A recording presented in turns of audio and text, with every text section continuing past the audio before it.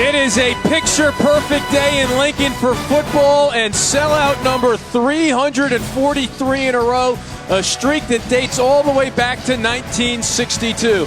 Today from Memorial Stadium, the 1-2 Nebraska Cornhuskers with one last out-of-conference matchup as they host the 2-1 Southern Mississippi Golden Eagles out of Conference USA. Welcome to Lincoln. I'm Eamon McEnany, happy to be joined by the former Notre Dame standout linebacker, Rocky Boyman. A beautiful day here in Lincoln, Rocky, but you know what? Not only are the fans here in Lincoln not used to seeing their Cornhuskers 1-2 to start the season, they're also not used to seeing Nebraska lose on the final play of the game. Yeah, it certainly is uncharted waters here for Nebraska fans. The last time this program started off a season 1-2, Ronald Reagan was in the White House. And you mentioned their two losses have essentially come on the last play of the game. But look, we talked to head coach Mike Riley yesterday. He likes the way the direction this program is going, likes what they're building here in Lincoln. And he also likes his quarterback, Tommy Armstrong Jr. And that's the big question here in Lincoln is, can this dual threat running style quarterback fit well into this Mike Riley pro passing system? It's only 3 games in. It's not perfect, Eamon, but I love the dynamic that Tommy Armstrong brings with both his legs and his competitiveness. And we are ready to kick. Nebraska, of course, in the red jerseys with the white pants. Southern Miss with the white jerseys and the black pants. Southern Miss won the toss, and when you've scored 108 points in your last 2 games, you might as well start with the ball first. So Ito Smith back to receive. Drew Brown ready to start things off, and we are underway from Lincoln.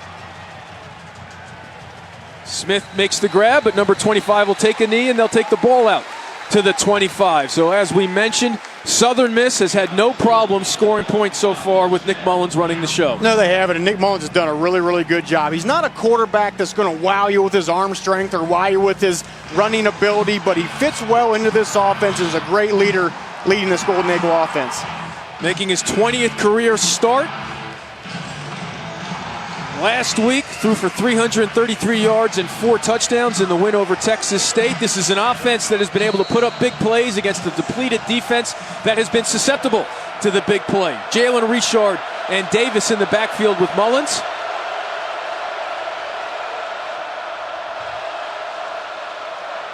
They swing it out to Richard, and this is going to be a loss.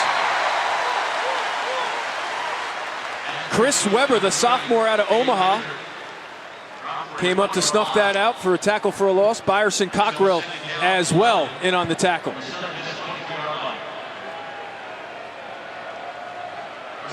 So it's a loss of 2, setting up 2nd and 12.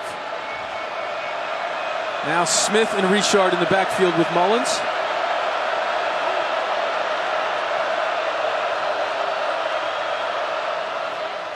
It's a handoff up the middle. Maybe back to the original line of scrimmage by Richard. But Rocky, we talked about it, not 100% full strength, this Nebraska defense. Not full strength, but they're going to have a hard time rushing into the teeth of this Nebraska defense. They play a cover 4. They essentially have 9 guys in the box at all times. So those short passing routes and those runs we saw to start off the game are going to be tough sledding for Southern Miss. Vincent Valentine, the defensive tackle, out with a high ankle sprain. Michael Rose-Ivy, the linebacker, out as well. And it doesn't look like Josh Banderas is out there. So now 3rd and long for Mullins and the Eagles. Richard can't handle it. Incomplete. Southern Miss is going to have to punt. When, as I mentioned, Eamon, these short passing routes are going to be hard to get going against Nebraska. You have so many guys up toward the front of the line of scrimmage. And I know they want to get their wide receivers in sync, but at some point they're going to have to open up this defense up with some vertical passing. Tyler Sarrazin out to punt. Jordan Westerkamp back to receive along with Stanley Morgan Jr. The kicking game of Southern Miss is a concern for Mike Riley this weekend. Rugby style, low kick. But it takes a Golden Eagle roll. And Southern Miss downs it at the Nebraska 29. 46-yard punt, no return. So Tommy Armstrong Jr. was tremendous in the 4th quarter a week ago. And that's where he's so good, Eamon, is when the game is at its biggest moments. In the 4th quarter last week, as 3 touchdown passes, also converted 2 2-point conversions. Like to see his accuracy increase a little bit. So far on the season, just 56%. In this offense, you've got to complete lots of passes. He was very impressive at making plays. He's keeping them alive and making them on his own. But now 1st and 10 from the 29. Play fake. And it's caught by Westerkamp for a first down out at the 44.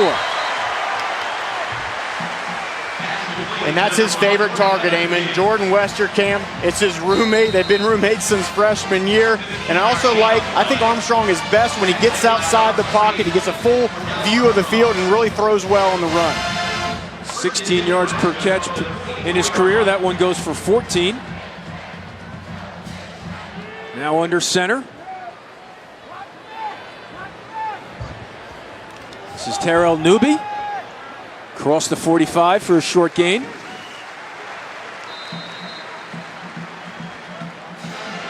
And this is the running game. This is what Nebraska, Cornhusker Nation, really wants to see get going a little bit. It's kind of a running back by committee approach early in the year, but I think they've settled on Terrell Newby as the main back in this offense.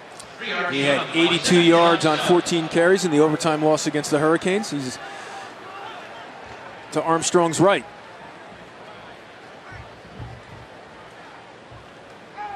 They swing it out to Westerkamp, who makes the grab and gets a block. Nice move for the first down. Ball's loose, but it goes out of bounds.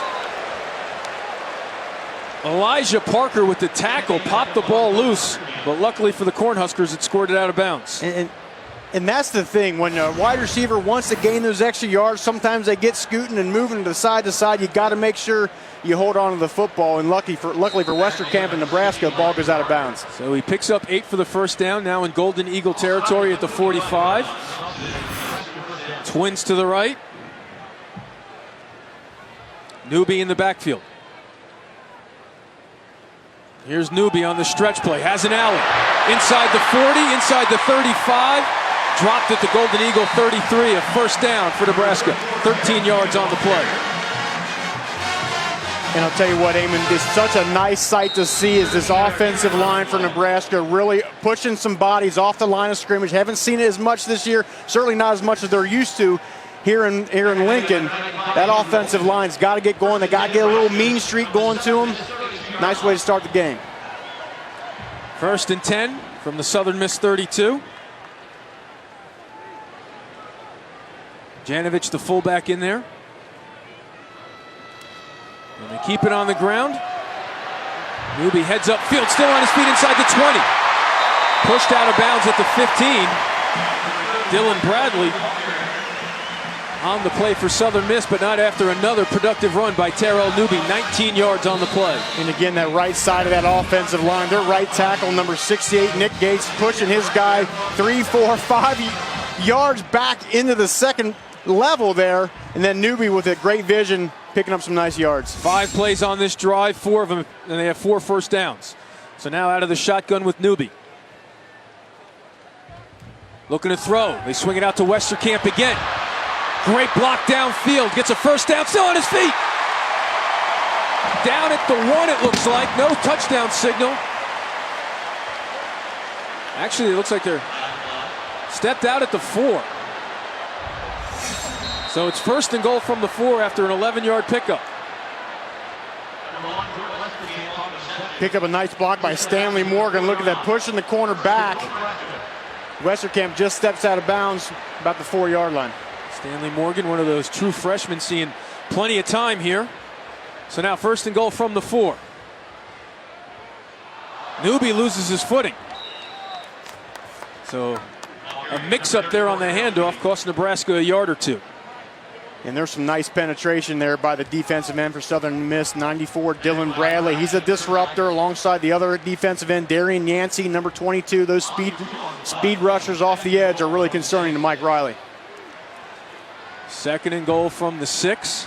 Westerkamp goes out wide to the right in the slot in the stack formation with Brandon Riley behind him. Now Riley in motion. Armstrong on the rollout. Looking for Westerkamp, wide open. Touchdown, Nebraska.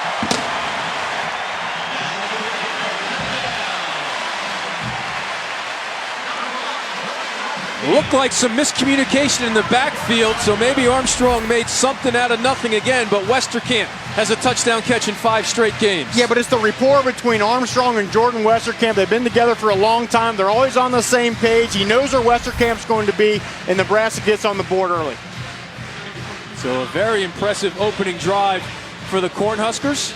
Drew Brown on for the extra point.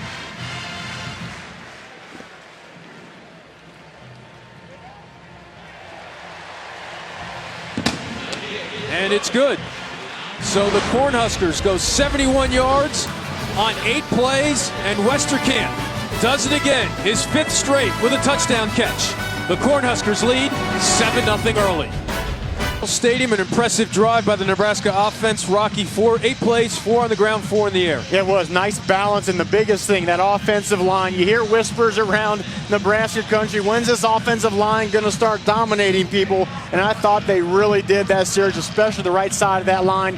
Finishing blocks, getting to the second level. Great news here for Nebraska fans.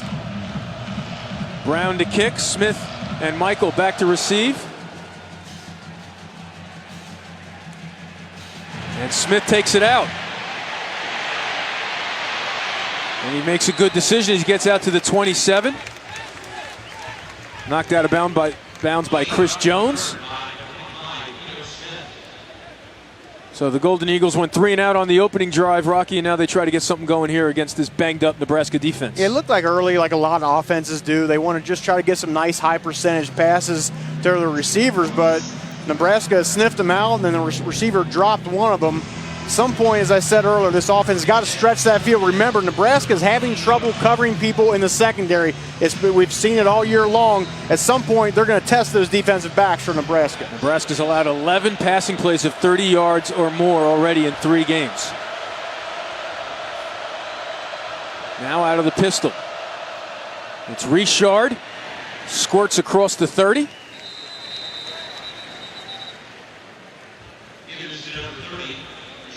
And Eamon, you talked about it. Vincent Valentine, their big defensive tackle, not in the game. It's going to be Kevin Williams, Malik Collins carrying the load. Nebraska offsides.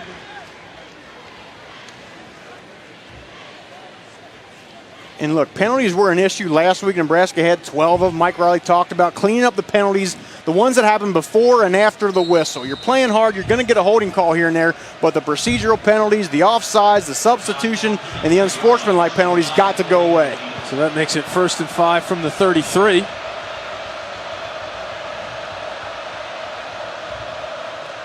And they go back to Richard. Nothing doing. Penetration by the Cornhuskers blows that play up.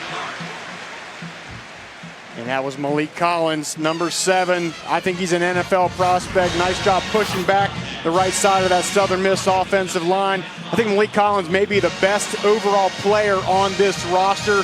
Kind of Ndamukong Suh light, if you will, but he makes a lot of plays in that front. He's getting a little antsy. He wants a sack.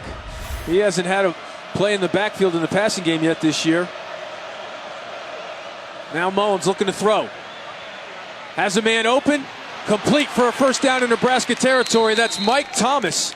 And they needed to get him on the field. The senior out of Chicago has been banged up with an ankle injury. Yeah, lots of time there for Mullins, and then Jamal Turner, the defensive back. They've been a lot of rotation because of injuries, because the guys aren't playing well. Lots of flipping around there, and it's a hard time learning this new system. It's really good and easy for the defensive front, but the secondary does a lot of thinking. They need to adapt well. From the Cornhusker 42, it's Richard. Ball's loose! Nebraska says it has it.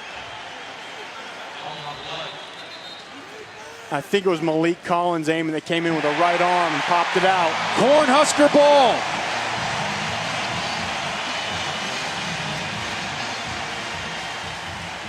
Kevin Williams with the recovery.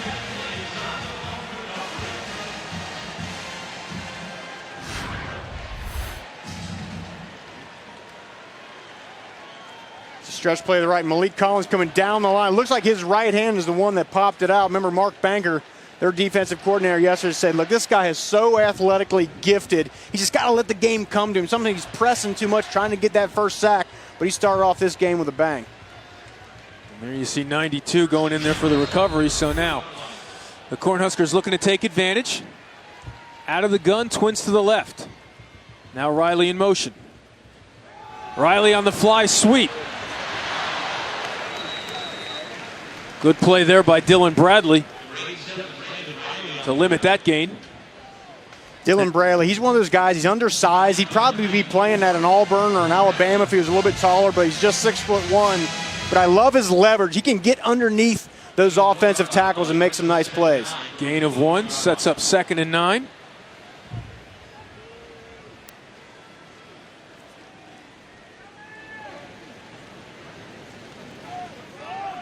Armstrong on the keeper, gets outside, gets the first down, still on his feet, all the way down to the 30. Picasso Nelson with the touchdown-saving tackle, but there is the dual threat of number 4. You know, and it doesn't exactly fit with what Mike Riley does historically, but he loves it. He told us yesterday, hey, it's a different thing. It's new, but it certainly works. And you got a guy with that kind of athletic ability and the vision he has, you got to let him do what he does. Armstrong's one of the best. A 28-yard pickup, came in with over 1,200 yards on the ground in his career, so he adds to that total on that play. Now from the Southern Miss 30, 2 backs, Janovich and Newby. Here's Newby to the right, heads up field, hit it about the 26. 5-yard pickup.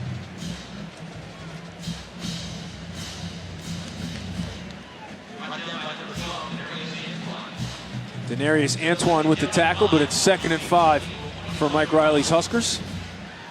Terrell Newby, there's no more Amir Abdullah, no more Rex Burkhead. He's now the guy. Trying to become the 6th straight 1,000-yard rusher here in Nebraska. And he'll add to that total on this play as he bounces it to the outside. Still on his feet, now out of bounds, but he gets a first down. Let's see where they mark it.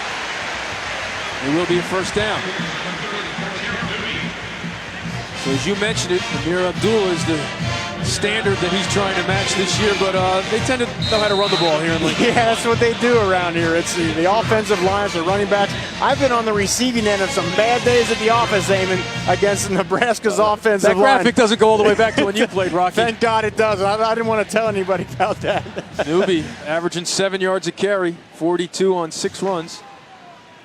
1st and 10 inside the red zone. Now off the play fake, looking to set up the screen. Not there. Now Armstrong keeping the play alive. Now he's going to create on his own. Upended at the 18.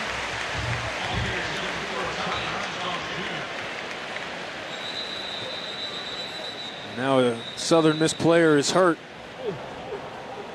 Timeout on the field for a Southern Miss injury. And you hear these coaches talk, oh, we want the quarterback to stay in the pocket. That's a part of the system. Well, this seems to be working pretty good when you got a guy this athletic that make plays with his legs, pick up first downs. Love it.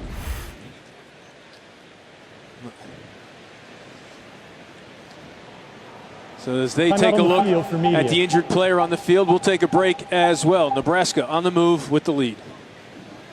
Nebraska knocking on the door once again, and Rocky, they have been efficient inside the red zone already this year. You know, everyone wants to talk about, oh, our offense puts up 500, 600 yards of offense. It's meaningless to me. It's the critical situations in red zone is the biggest determining factor of if your offense is doing well, and Nebraska is one of the best in the country right now.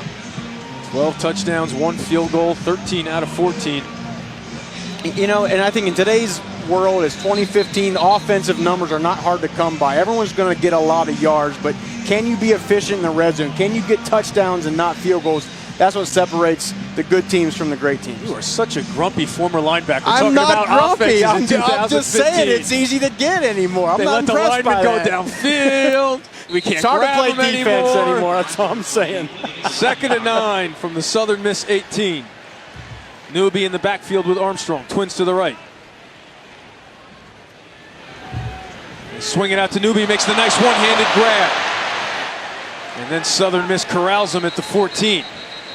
So a 4-yard pickup after the nice catch. Elijah Parker with the tackle.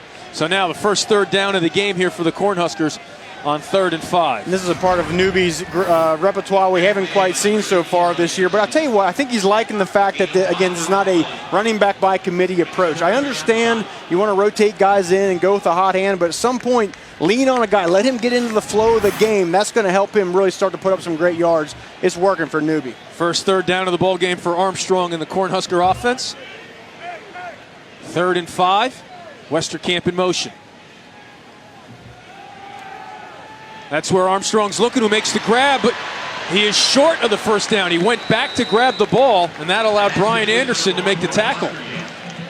And one too many moves there for Westerkamp. He has a problem with that sometimes. I know he wants to make guys miss and all that, but he goes backwards. Maybe if he leans forward, maybe he can stretch that ball across the line. So they'll send out Drew Brown. 3 of 5 on the season.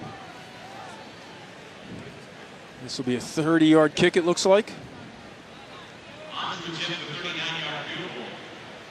Make it 29 yards. Holder's the punter, Sam Foltz. Kick is up. And it's good. So the Cornhuskers get points off the turnover. Timeout on the field. Mike Riley's team up 10 on the visitors from Southern Miss.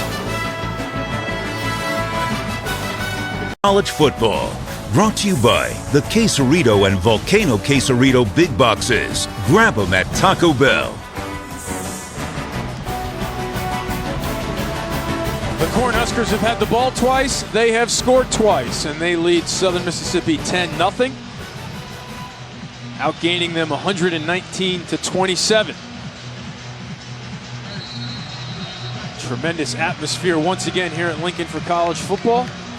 Brown ready for his 3rd kickoff of the first quarter. Right after his 29-yard field goal has made it 10-0. Smith and Michael back to receive. This one will be returnable by Smith from the 7. Gets out to the 25, spins towards the 28. And a reminder, NFL Insiders and Sunday NFL Countdown. A new way to get coast-to-coast league coverage on Sunday morning. Start your day with the Insiders team for all of the latest headlines and breaking news. Then the Countdown crew goes inside the storylines as only they can. NFL Insiders and Sunday NFL Countdown. Meet the new NFL Sunday morning starting at 10 a.m. on ESPN and streaming live on Watch ESPN. And Rocky, do they believe in Andy Dalton and the Bengals in Cincinnati? I'll tell you what, so far so good. They have a real opportunity to put Baltimore away. Let them start 0-3. Now this big game for the Bengals. Southern Miss offense not used to sputtering. They scored 108 points in the last 2 games. Now they toss it out to Richard. Runs over the tackler. That was a bit of frustration after the fumble, as he barrels for a few more yards. Nice job by Richard. Takes the pitch and he lowers the shoulder. The tackler did a good job coming up into the flat there, but he didn't expect to get the boom laid on him by number 30. That's Nate Gary getting blown up, allowing Richard for a 9-yard gain. Now pressure on Mullins, and he throws it away.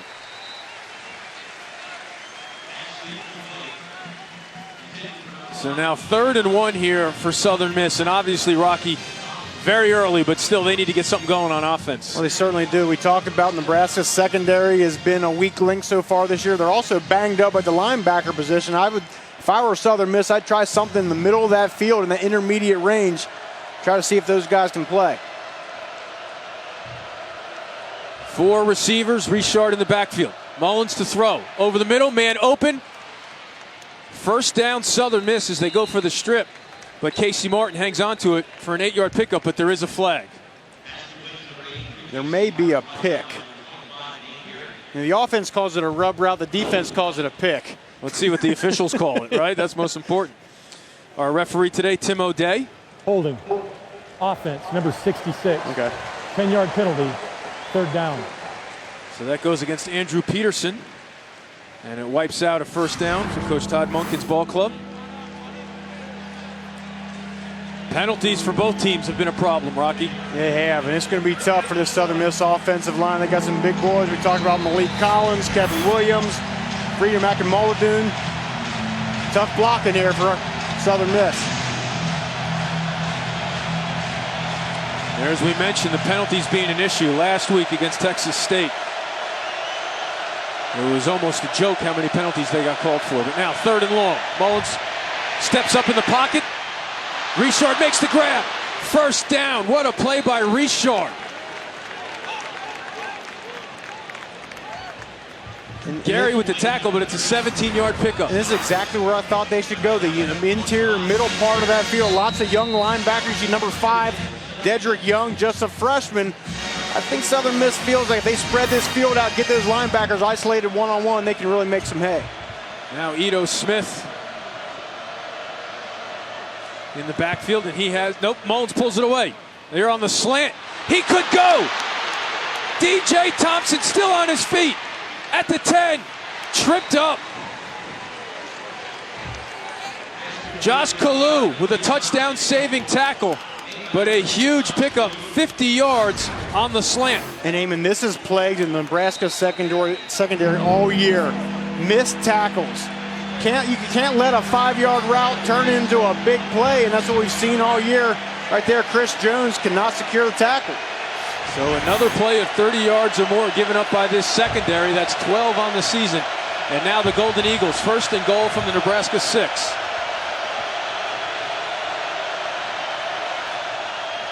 Mullins looking to his left with time. Over the middle, too high. Looking for Thompson. So at number 83 for Southern Miss, Casey Martin, that's the go-to guy for Mullins. He's the team leader in receptions, a slot guy, breaks a bunch of tackles even for being a smaller guy. This area of the field, Eamon, is where Nick Mullins really likes to find Martin.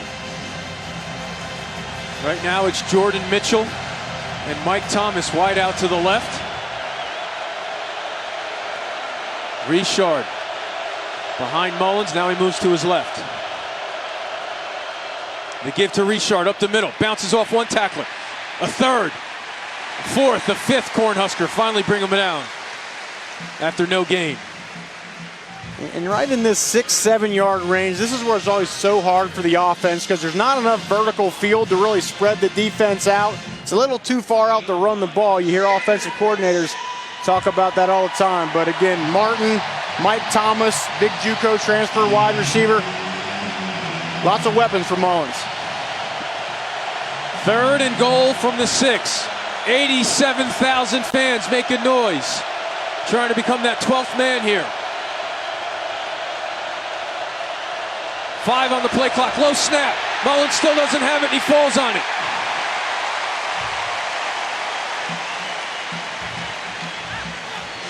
So Cameron Tom, the center, didn't get the ball up in the air. And that might have been an instance where this 87,000 strong Husker crowd helped out right there.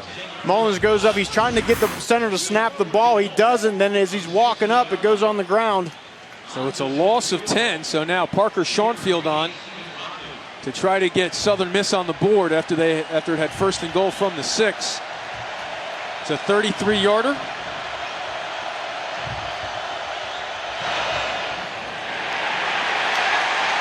No good.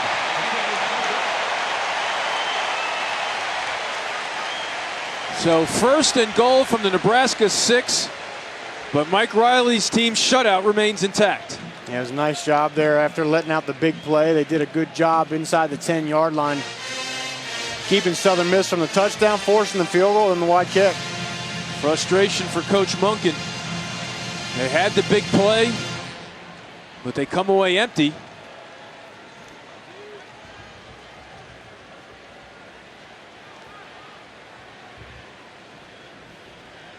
Again, the botched snap obviously made that kick tougher. Still makeable at 33, but a loss of 10 on 3rd and goal. And you could tell Mullins wanted the center to snap the ball, and he wasn't doing it. And as he's walking up, the ball goes on the ground. That caused the discombobulation.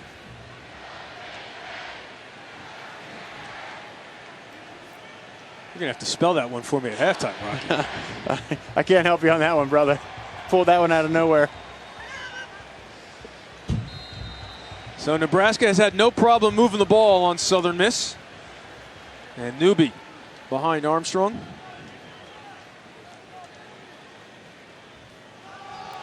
Roll out all day. Finds Riley wide open at the 40.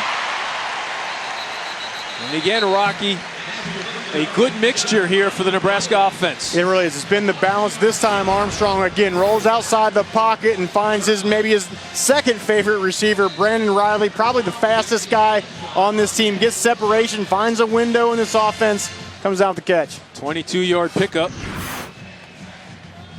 So just like that, the Cornhuskers are on the move. Ball out to the Nebraska 42. Under center with two backs. Here's Newby, bouncing it to the right, turns the corner. Shaking and baking out to about the 48. Kalen Reed puts him out of bounds. But a good pickup on 1st and 10 will give him 7.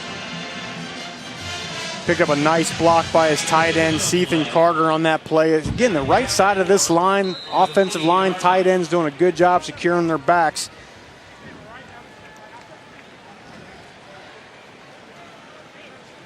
And that should do it for the first quarter here at Lincoln. Switch ends. That's the end of the first quarter. All Nebraska so far. No hangover after the overtime loss. We are ready for the second quarter here in Lincoln. Mike Riley's Cornhuskers with a 10-0 lead, and certainly raised some eyebrows when he made the move from Oregon State to Nebraska, but seems pretty comfortable here 3 games into his tenure. I think so. I think Riley just likes the chance of the rebuild, likes starting new here and building something special back again here in Nebraska. Janovich, the fullback, right up the gut. All the way down inside the 30. So Southern Miss caught off guard by the handoff to the fullback. And Eamon, that's Janovich's first carry of the season. Really just does the dirty work. Lots of blocking, a great special teams player as well, but bam, quick hitter, belly play right up the middle. Janovich getting north-south. He's excited he got the football. 25-yard pickup. You like that average, 25 yards per carry, right? There you see the balance on display so far from the 27. Back to the ground game in Newby to the left. Heads up field, but this time Southern Miss is ready for him. Naeem Mustafa with the tackle. The transfer from Miami. 2-yard pickup. What do the Golden Eagles have to do to slow down this offense? Well, it's going to be tough. I mean, defensively, they don't do a ton. They're not that active. They play kind of a vanilla defense. I think at some point they're going to have to start attacking Nebraska, try to create some negative plays, try to get some interception opportunities. Twins to the right. Riley, bottom of your screen to the left. Design quarterback run. All the way down to about the 21. 4-yard pickup. Looked like that one was going to go for more. Then Mustafa again slowed it down. In the spur linebacker, Elijah Parker, did a good job. Armstrong wanted to go to the outside. It wasn't there. So then secondly, just a good second nature play. Takes it right up the middle when it's not there. Critical 3rd down here for Southern Miss to try to keep in this ball game. 3rd and 4 from the 21.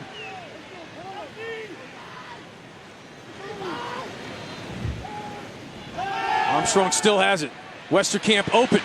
Tackled short of the mark again, though. Great open field tackle by Picasso Nelson. So now decision time here for Mike Riley. And he is not influenced by the crowd. Looks like they're going to go for it. No, he is. So he is going to go for it. Looking to drop the hammer here on Southern Miss in the second quarter. So they go to the old school I formation with Cross and Janovich. Now they change the look in the backfield. And they get the first down. Barely. They gave it to Amani Cross, and he got just enough. We'll give him 2. Denarius Antoine came up, but the drive continues for Nebraska. Amy, was this 2015 or 1995? That was an old school Nebraska running formation there. 2 backs in the backfield, bringing the big back of Monty Cross at 240 pounds, and that's just enough for the first down. Mike Riley told us yesterday he coached in Winnipeg. He knows about the importance of the ground game when it gets cold. Don't be fooled, especially in this area of the country. You got to run the ball. 8th play of the drive. Back to Newby. Good job and a good hit setting the edge. Elijah Parker. Somebody better start blocking Elijah Parker. He's making a lot of plays in the flat here. There's an injured Southern Miss player. Timeout on the field for a Southern Miss injury. That's not good news, Aim. This defense is already pretty banged up in the secondary. Deshaundrick Truly, Devontae Foster, both out. Their linebacker, Anthony Swain. That's Draper Riley, the defensive lineman. And that's one thing Todd Monken talked about is they're getting there in terms of the athleticism, but the depth isn't quite there yet. We're going to step Timeout aside. on the field for media. Nebraska up 10-0. There you see the trainers taking a look at Draper Riley's right ankle. Nebraska leads 10-0 and back inside the red zone. And again, they've been efficient here already today. Again, that's really been their strong suit. For as much as they've maybe, I won't say struggled, but they've struggled with some drop passes, especially last week. The running game is starting to get going. For all those concerns, they've been really solid in the red zone. No drops yet today. Armstrong a perfect 8 for 8 for 71 yards and a touchdown. Now Cross in the backfield on 2nd and 10 from the Southern Miss 16. Stanley Morgan Jr., bottom of your screen to the left. Play fake, looking over the middle. Into the end zone, incomplete. Looking for Westerkamp, but good coverage by Southern Miss in the secondary sets up 3rd and 10. And before that play, you mentioned number 8, the freshman Stanley Morgan. He's a guy they really, really like. Want to get him going. Danny Langsdorff, the offensive coordinator, talked about him yesterday. He's really starting to grow for being just such a young guy. He goes out top of your screen to the right now, so off the first incompletion, 3rd and 10. Cross in the backfield, trips to the left as they send the tight end out wide, Seethan Carter. Looking for that freshman who goes up to make the grab. Well short of the first down, though. So Mike Riley went for it on 4th and 1.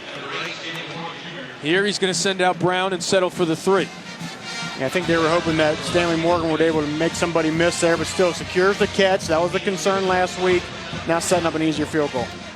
No relation to the former Pro Bowl wide receiver Stanley Morgan from the New England Patriots, but making an impact as a freshman out of New Orleans.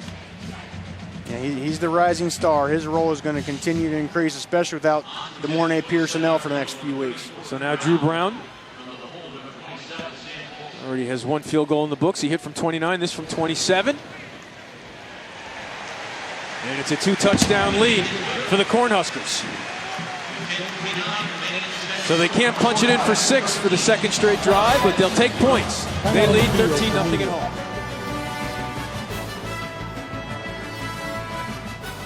Doubleheader. First at 7, it's college football presented by Hilton when number 14 Texas A&M looks to stay hot against struggling SEC foe Arkansas. Then at 10:30, number 19 USC looks to get back on track in a conference road test with Arizona State. Tonight on ESPN and streaming live on Watch ESPN.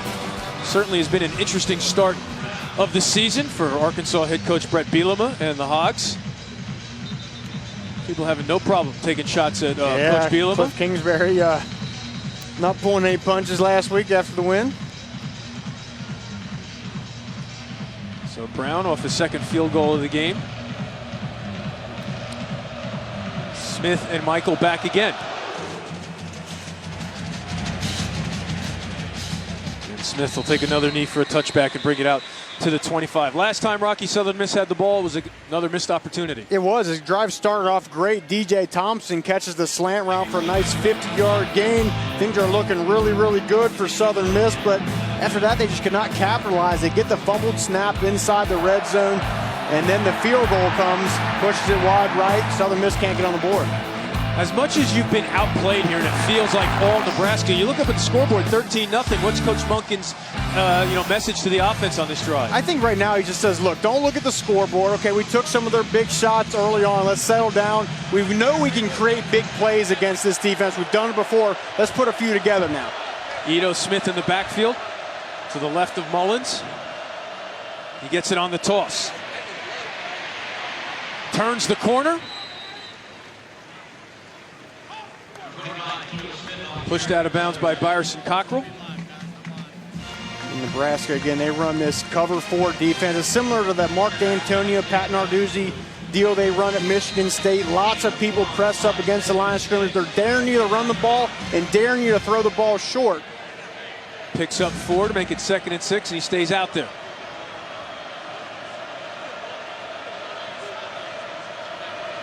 Off the play fake. Pressure coming off. They throw it back. Nice play reading that. Marcus Newby, the sophomore out of Washington, D.C., not fooled and limited that game. Great job by Marcus Newby. Remember, Coach, yesterday, Mark Banker, the D coordinator, said, last year mentally the game was a little bit too big for him, but now mentally he's in the groove. It was a great job of staying home by him on that play. He was also a defensive end last year. So now 3rd and 6. Southern Miss really needs a drive to get going here. 1 of 3 on 3rd downs. Got to find Casey Martin, 83. That's your best receiver. Thompson in motion. Well-designed play to Smith for the 1st down. All the way out near midfield, driven to the ground.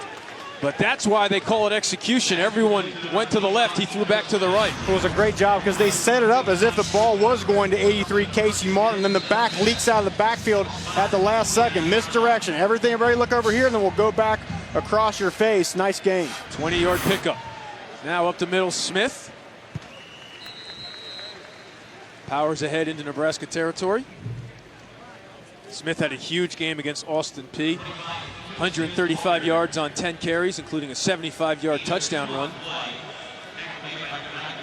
And that 52-6 Golden Eagle win. So now he stays out there and they stack the receivers to both sides. Thompson in motion. This could be a throw. Oh, that was open. What a tremendous play. Chris Jones came up because they had a receiver wide open on what appeared to be a double throw, Rocky. It was DJ Thompson they had streaking down the sideline, but credit Nebraska for sniffing that play out and getting there before it can develop. Watch the recognition, then the explosion before the receiver can get the pass off to Thompson. Chris Jones, the sophomore out of Jacksonville, Florida, read that play to set up 3rd and 13. So now they go to 2 running backs, Richard and Smith. Crowd again starting to make some noise here.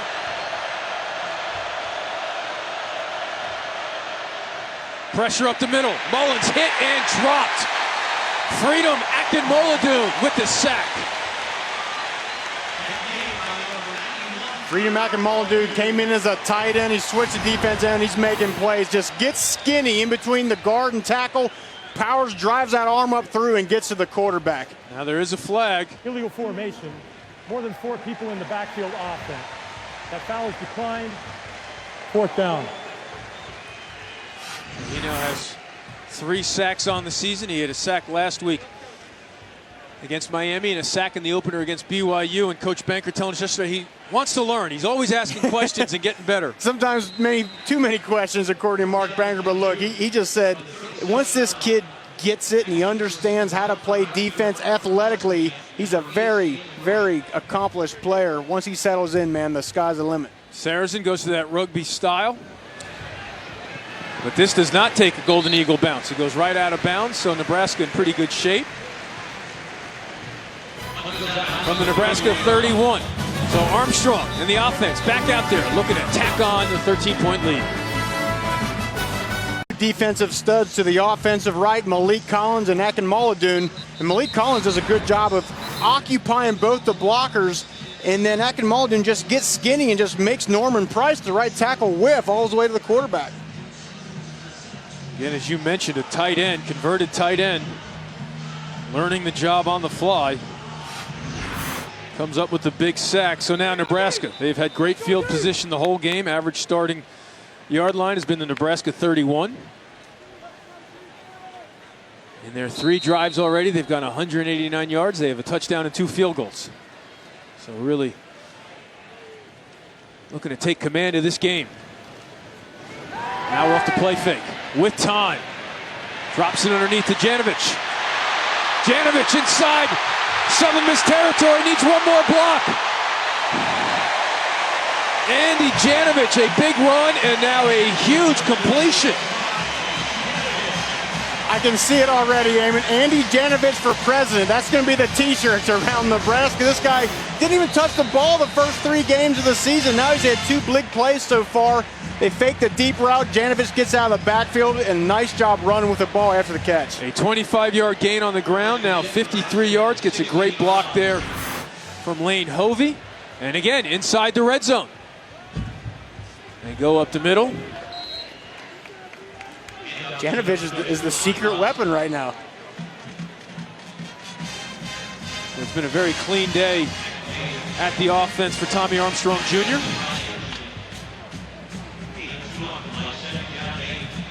When I played with a guy with the Titans by the name of Steve McNair at quarterback, and Armstrong reminds me a lot of him because Armstrong extends plays. He doesn't want to just run at first sight. He extends the play, tries to find the receiver down the field to hit him. Wildcat, they go to the reverse, and it's going to be a throw. No, he keeps it himself. They wanted to throw it to Armstrong, but Jamal Turner thinks better of it on the reverse. So Mike Riley's digging deep into the bag here. Yeah, Armstrong is lining up seemingly everywhere, tries to get out into the passing route, but Dylan Bradley, the defensive end for Southern Miss, a good job of recognition there, just a little bit of trickeration. So it started with Zigbo, then over to Turner. Went deep into the playbook there. Now Zigbo stays out there on 3rd and 5 from the 11. Armstrong in trouble, and he gets sacked. So Naeem Mustafa and Thigpen, Xavier Thigpen, the sophomore out of Mississippi, with a big play, a loss of 15. And this is the next evolution of Tommy Armstrong. He's got to know this play is not there. Throw the ball away, live the fight another day. He wants to hang in there. And when these quarterbacks are so competitive, they want to make plays. That one there, he needs to know to get rid of the ball and not take the lost yardage. So now Brown on for a 40-yarder for his 3rd field goal of the first half. And it's good. So more points for the Cornhuskers, but again, they settle, letting Southern Miss hang around here.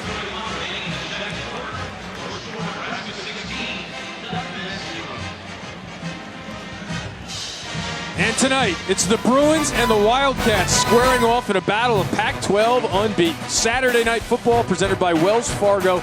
Number 9 UCLA against number 16 Arizona. Tonight at 8 on ABC and streaming live on Watch ESPN. Looks like Scooby Wright's going to give it a go against Josh Rosen. And what have been your impressions of the freshman quarterback for UCLA? Well, I'm more impressed with Scooby Wright. Getting him back on the field last year, led the NCAA in tackles for loss. Butkus Award candidate. Looking forward to watching him get back on the field. He's special. Never fails. I lead you to the offensive side of the ball. I always you bring it right back to the brother. linebackers. That's right. I'll tell you what, you got to give Southern Miss a lot of credit. We've talked today this game about how good Nebraska is in the red zone, but that's 3 straight times Southern Miss's defense holding the Cornhuskers to field goals. Now they just need the offense to get going. One big play, and they're right back in this game. This one will be returnable. Smith from the 2. Bobbles it a little bit. And he gets out to the 16. So good coverage by Nebraska. Nolan Graham with the tackle. And I think for Southern Miss, they got to continue to attack the middle of the field, that low kind of hole zone there. Get those linebackers spread out. Get them out in space, because I think their wide receivers can really do some damage. They had the big play by DJ Thompson, the 50-yarder. Also a couple other big plays. Again, just right about 4, 5, 6, 8 yards right in front of the quarterback. That's where the open area has been. So Ito Smith in the backfield as they start this drive from their own 15.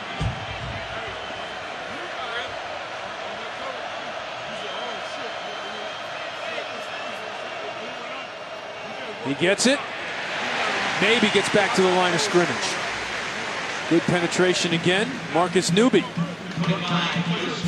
making the play for Nebraska. Again, Michael Rose-Ivy out. Josh Banderas with the groin. They want to be careful with 52. Junior linebacker from right here in Lincoln. So not at full strength at the linebacker position at all. 2nd and 10. Lots of area in that open middle part of the field, Eamon.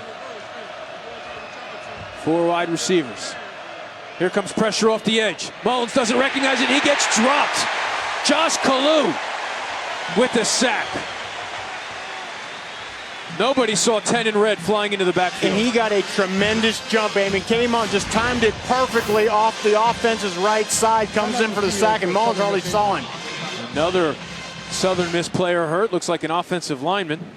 Rashad Hill, fifth-year senior out of Jacksonville. The biggest key to any pass rusher, whether you're a cornerback, an end, is getting off the ball. Can you get that quick reaction time? That's more than half the battle. Kalu had a key interception last week against Miami to help get that comeback going. Yeah, he's certainly making plays as they figure out this secondary, and some guys are struggling. Guys are finding their way around this new Mark Banker defense. He's making some plays, though. So Rashad Hill being helped off the field. You're down 16-0. You're playing in front of 87,000. It's 3rd and 18 from your own 7. You living to punt? Yeah, you're trying to something safe, a screen or a draw, trying to pick up some yards, give your punter a little bit more room. I think you'd be happy to punt the ball away if you're Todd Monken. So a week after Richard went for 230 yards on the ground, right now Southern Miss has run the ball 12 times, and they picked up -6 yards. So now 2 backs on 3rd and 18. Nebraska showing pressure. They back off. Here's Richard. Well shy of the first down, but a safe play to give Saracen some room, a 12-yard pickup. Good job by Nebraska just tackling the guy. Again, in this defense, it's just so important, guys. Don't let 5-yard routes turn into 25, 35-yard routes. Tackle the guy when he's there. Know where your leverage and where your help is coming from. That was a good job by the defense. Stop me if you've heard this before, but Nebraska should have good field position here. Saracen from the 5. They could really use a rugby-style bounce here. It's low. Westerkamp grabs it at the 35. Makes the first man miss. Down the sideline. Popped hard. Looked like David Bertucci with the big hit. A 46-yard punt. A 17-yard return with a loud ending. But once again, Nebraska in pretty good shape, up 16-0.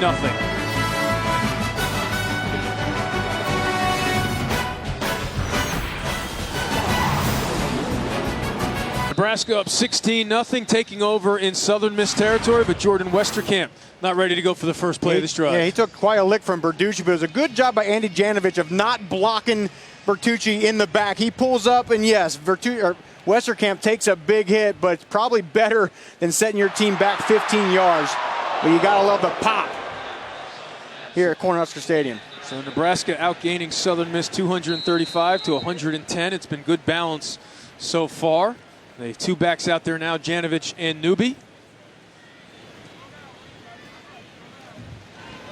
And now Newby turns the corner.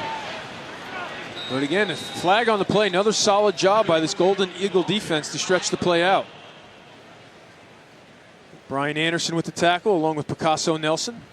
And you talk about Southern Miss stretching these plays out. Those Offense, number speedy defensive ends doing a good 10-yard job. penalty. And there's a First hold down. against Nebraska, against Nick Gates, the right tackle. And he had the hold because number 22, Darian Yancey, was just giving him everything he could handle, stretching that play out.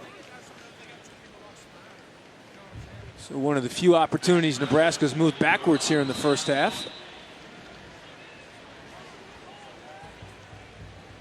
Now from the Cornhusker 42.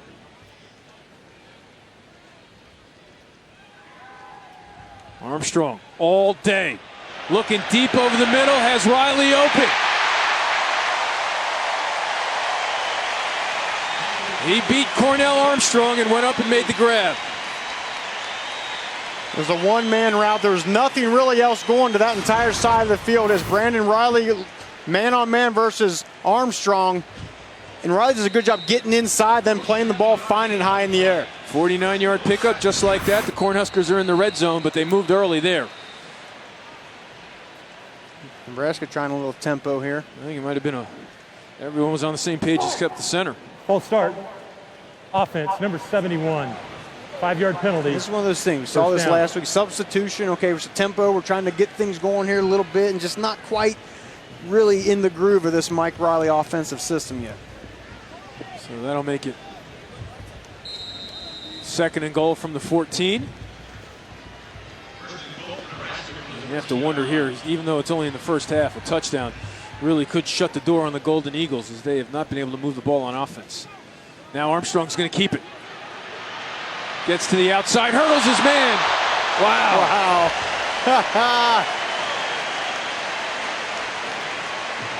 I think you find a way to make your offense work with a talent like that. Well, and that's essentially what Mike Riley said yesterday. Okay, it's not exactly according to Hoyle's rule of how my system goes, but this is exciting stuff. Hurling guys out there, running, creating plays. Lots of misdirection going. It's fun watching Armstrong. Jumps over Denarius Antoine. That'll be on the highlight reels tonight. Yes, sir. He'll be a top 10 nominee. More importantly for Nebraska, 2nd and goal from the 5. Newby up the middle. Nothing doing on that play.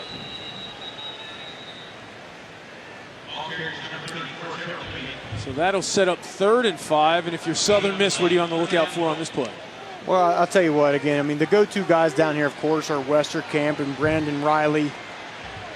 But I think Southern Miss at some point has got to start attacking a little bit. You know, this laying back, playing this vanilla defense so far today didn't quite work it. Riley and Westerkamp out to the left. Westerkamp into the slot. Riley bottom of your screen. Stanley Morgan to the right. That's where Armstrong's looking for the jump ball. Incomplete, no flags. Good coverage by Kalen Reed. So again, they have to settle for a field goal. As tough as the day's been for Southern Miss, they've really shored up here in the red zone. Good coverage here on the wide receiver. Nowhere to go for Armstrong to throw the football. So Drew Brown back out there. 4th field goal of the afternoon. He's made from 29, 27, and 40. This will be a chip shot of 22.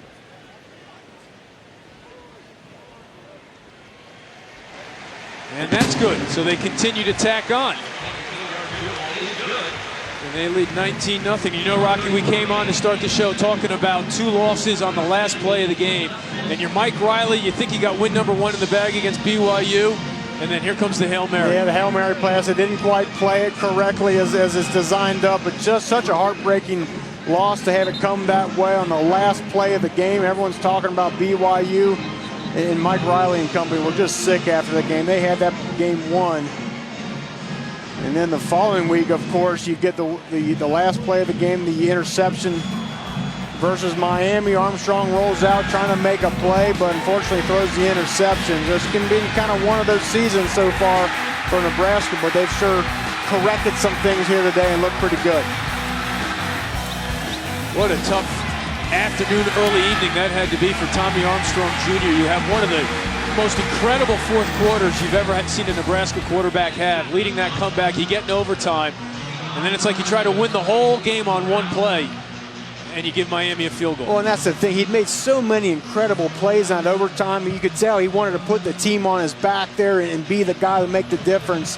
Unfortunately, just happened to make a bad decision on that interception. Smith takes another touchback, and from talking to coaches, it's still that sort of becoming more familiar and trusting the scheme.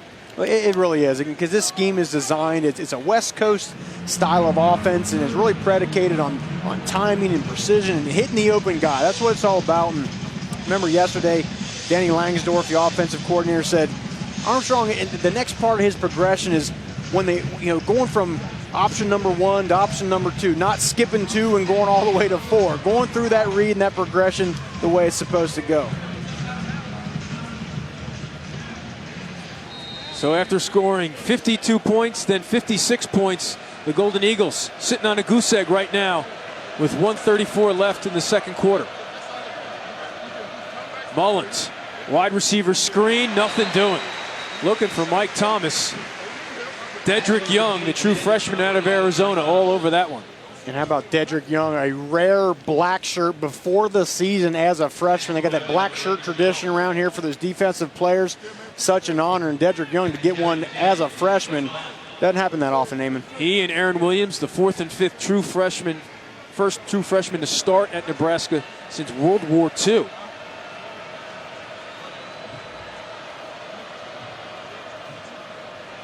Mullins has a man open. First down. Casey Martin, the guy Rocky's been looking for all afternoon, makes a grab. Yeah, he's the go-to guy, and I always say it in the critical moments, think players, not plays. Think your go-to guys. They got to start trying to get the ball in the hand of Mullins more. Flag on Illegal the play, formation, though. More than 4 people in the backfield. And it'll go against Golden Eagles and wipe that 5-yard out. penalty, second down. So they have not been able to clean up the penalty situation. And that look says it all from Coach Munkin. It finally gets a positive play, getting things going, 1 step forward, 2 steps back. So that'll make it 2nd and 15 from the 20.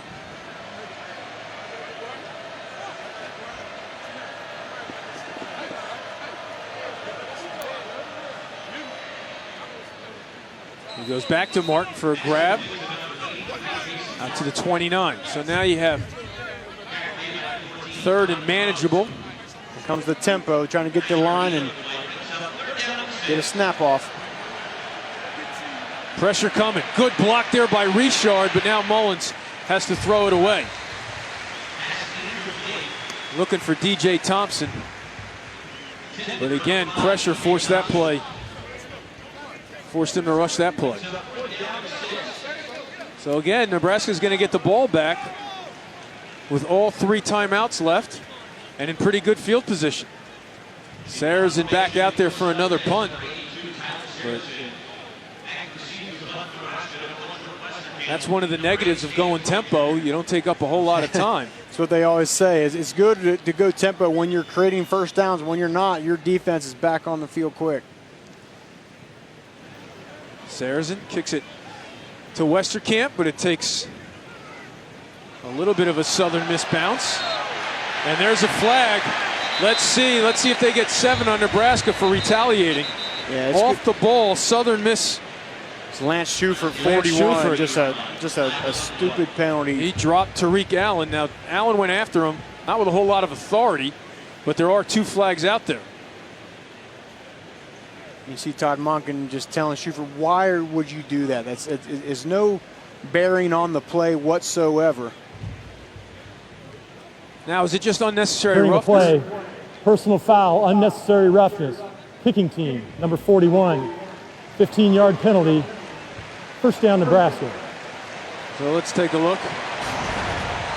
Loss of composure here because now Nebraska's going to be in great shape when you tack on 15. Yeah, and the ball's dead. It's going to be, and then just out of nowhere hits the guy in the back. That's the plays that the refs in college football and pro football want to get. There's kind of borderline dirty plays like that again have no bearing on what's happening to the play. They want to get those out of the game. Can't imagine you're going to get away with something like that right in the middle of the field, right? And not with all these cameras and how many thousand people in the stands. No, absolutely not. So Newby out there in Nebraska, obviously with a great opportunity here to really put this one away in the first half. 34 seconds left with 3 timeouts and a very good kicker. And again, Armstrong all day, over the top. Morgan trips, but there's the flag. Going after Picasso Nelson, and he's going to get called for interference. And Picasso Nelson, he's playing for the injured Deshadrick Truly. Looks like he got a little bit of the jersey. Truly would have missed the first half anyway after a targeting call, but also not 100%, so he did not make the trip. Pass interference, number 8, offense. 15-yard penalty, first down. Wow. So that changes things. That flips the script. Yeah, and Stanley Morgan, I guess they're going to say it's hard to see in your screen here, but it had the push off. I don't know. That's hard to see. I don't know. When he first said number 8, I'm like, didn't you just hear me say number 8 didn't make the trip? Wow. Mike Riley's certainly confused by that one. I'm confused too. I certainly didn't from my time I saw it. 27 seconds left. You still have the 3 timeouts, but do you risk A bad play. Off the play fake. They go right back over the top. Westerkamp makes the grab and goes down after the first down. So now, how do you manage this clockwise with 3 timeouts? Yeah, they're gonna get, obviously the clock stops to move the chains here. They're gonna get right up, try to hold on to those timeouts. So they go out of the gun. Pocket breaks down. Dangerous play. Almost on the tip drill, picked off. Kalen Reed came up to knock that away from Riley.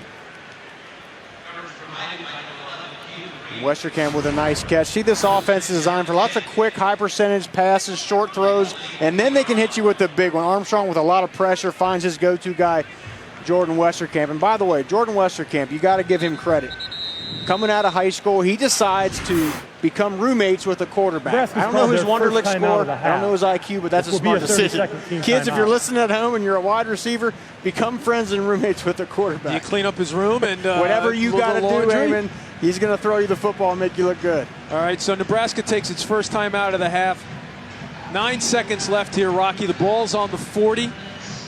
What can you do here? What's your game plan? I think you maybe try something, down the sideline, one quick play. You got the timeouts. If you pick up a big chunk yardage play, you can maybe get on for a last-second field goal. But really only time for one more offensive play safely. You figure 5 seconds for a play. If you push it, maybe go 4, maybe 2 plays. But it's hard with 9 seconds. I think you just try to get yourself 10, 15 yards and attempt a long field goal here.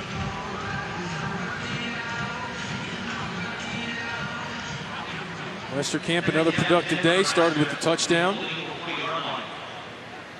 Drew Brown's career long, 49 last week against Miami. And that's incomplete, not on the same page. So now 5 seconds left. Do you try a 57-yarder or do you try a Hail Mary? Am I allowed to say those words in Lincoln, Nebraska yet? I was going to say, people maybe they want to see if they can complete one on their own, but so what do? You don't line up the field goal here. I think you just try one more play. Surprising that Stanley Morgan comes out. I mean, look, I think in this situation, if you are going to try to go the end zone, look for Brandon Riley.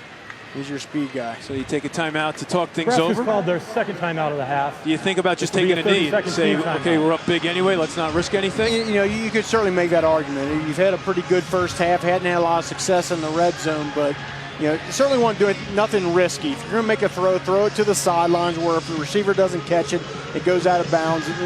This team has tempted fate a lot here so far this season. Maybe not do it again here this first half. Coming up at the half, we'll turn it over to ESPN Goal Line to get you caught up on all the big games across the country. In the Big Ten, Michigan hosting BYU. Rutgers trying to get on track against Kansas. It's been a wild year in Piscataway. Zubin Mehenti standing by to bring you all the latest news, scores, and highlights.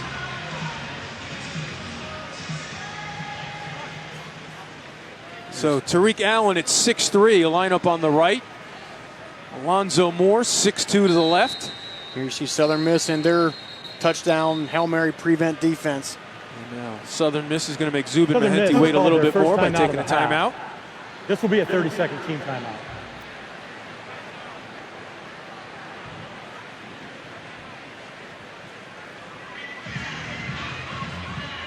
Had a nice chat with Coach Monken before the game. Pretty cool. He finds a couple of Nebraska fans and has a catch with them down on the field. That was pretty cool to see. It was weird because we were walking out there and we're like, hey, let's go say hi to Coach Monken. And why is he throwing ball with a Nebraska young kid? He's throwing a kid in a red Tommy Frazier jersey. Yeah. I'm like, what's going on? Well, we talked to one of the assistant coaches, and he said that's one of Monken's traditions. Whenever he's on the road, he'll grab a young fan out of the stands and just bring him out on the field and throw some catch. I thought it was pretty cool.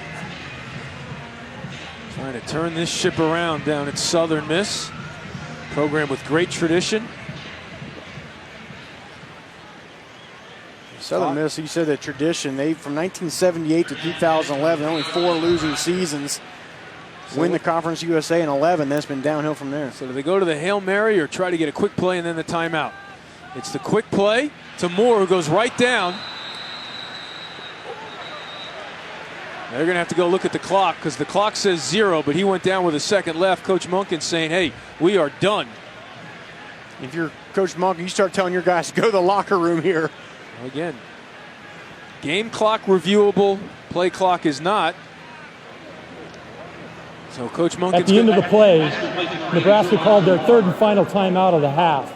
This will be a 30-second team timeout. Timer, please reset the game clock to 1 second. 1 second, please. Thank you. So he catches the ball and goes down and just gets the timeout in.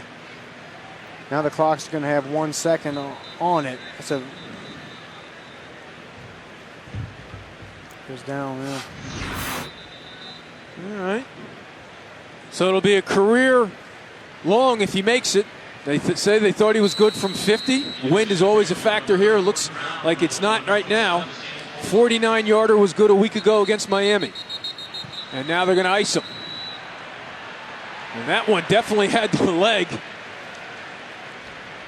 Well, Coach Monken gets the timeout, so the cat and mouse game is on. Second timeout of the half. This will be a 30-second team timeout. It would be quite the exclamation point to the first half for Drew Brown. He's already kicked 4 field goals and now looking for a career-long 50-yarder. Now again, Southern Miss can indeed take another timeout. This is always the cat and mouse game here. Okay, you have one more timeout. Do you fake the other team into thinking you're going to use that timeout? It's one of those gamesmanship things. Yeah. The heartbreaker is always when you do call the timeout and they miss, and then you. So let's see. Now we're ready to go. Last week he hit his career high 49. This will be a yard farther at 50. Looking to make it 22-0. Not phased at all by the timeout. He drills it. What a first half for Drew Brown. 5 for 5 and the exclamation point, a 50-yarder. Excellent job by Nebraska moving the ball most of the game, but then the field goal kicker coming up big. 5 big ones. All Nebraska here in the first half against Southern Miss. Drew Brown with 5 field goals. Our halftime score, Nebraska 22, Southern Miss nothing. After the break, Zubin Mehenti will bring you all the latest news, scores, and highlights from ESPN Goal Line. Then it's the second half from Lincoln.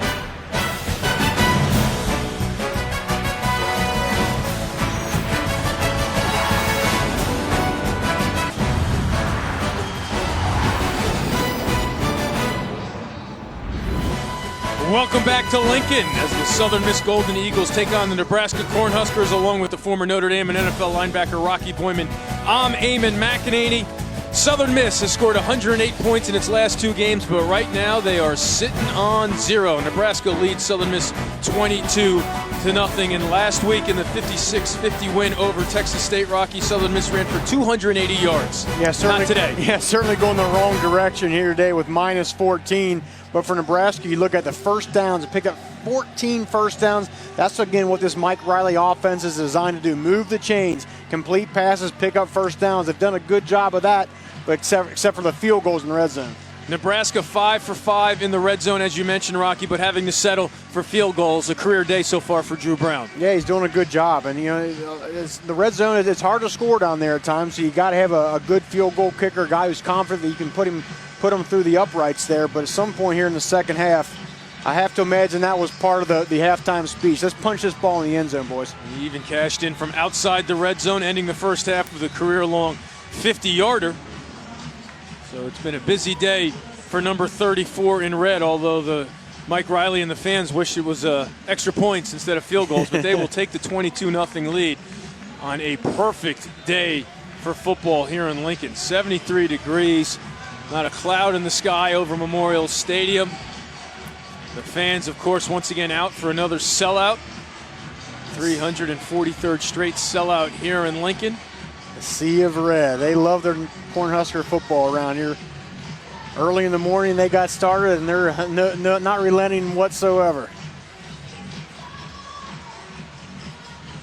So Terrell Newby back to receive the kick from Stephen Broccoli.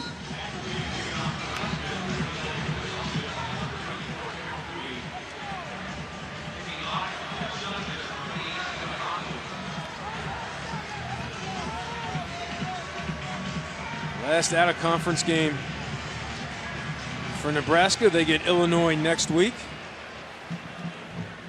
And this is returnable. Well short, Newby from the 12. Gets across the 25. Pushes the pile out across the 30. They'll mark it at the 30, which is where Tommy Armstrong Jr. and the Cornhuskers will take over. And another impressive first half for Tommy Armstrong Jr. It really has. And let me just say this. A lot of times coordinators will try to take away a guy's strength. If you're a running quarterback, you know what? Go ahead and allow this guy to run. Don't take away one of his strengths. And that's what I love about what Mike Riley's done. Yeah, this is not the perfect fit for his system, but he's adapted and it's really added a whole new element to itself. Now Amani Cross starts in the backfield. And he gets it here, but Southern Miss with the penetration. Darian Yancey with the tackle for a loss. We mentioned the sellout streak, one streak that is in jeopardy for Nebraska. 17 consecutive games with at least 3 touchdowns. They've had their opportunities, but so far they've had to settle for field goals. And as we mentioned, the sellout streak, today's attendance, 89,899 people. I mean, they have 87,000 for the spring game around here. That's how much they like their Cornhusker football. That's when Mike Riley realized he was in a different bag when he looked around and saw the sea of red for a spring football game. Off the play fake over the middle. Wester, oh, it's picked off. What a play by Denarius Antoine. Inside the 20, the 5, knocked with a flag. We wonder if this flag is on the block, but what a play by Antoine to keep that one off the rug. And that's a ball that Armstrong should not have thrown. The linebacker Parker was clearly in great position to make a play, and Armstrong tried to force it. Critical flags, though, let's see, because they are in great shape unless it's a block in the back on the return. Looks like they're going to mark it off. If you're a Southern Miss fan, the officials are going the wrong way.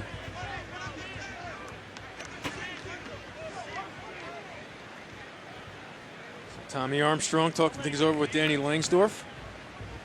But what a play by Denarius Antoine. He's a guy we haven't called his name much. After the interception, personal foul, block below the waist. Interception team, number 13. 15-yard penalty, first down Southern Miss. So a tough call against Picasso Nelson. The Golden Eagles will take the turnover, obviously, but it could have been first and goal inside the 5. And as I said, Armstrong should not have thrown this ball. Parker is clearly right in perfect position there, pops the ball up in the air, and that's when bad things happen for an offense. Demarius Antoine did a good job shaking and baking. He's one of their best dynamic playmakers on this defense. Finally comes up with a big one. And you saw there at the end, Picasso Nelson go low on Amani Cross. Picks it up off the turf. So now the Golden Eagles back at the 25. I say you take a shot here if you're Southern Miss. DJ Thompson, body your screen to the right, twins to the left. Over the middle on the slant, that's complete to Mike Thomas. Now at the end of the play, Armstrong may have led with the helmet. Oh, yeah. Yeah, a little head-to-head, little targeting foul there. But the rest missed that one.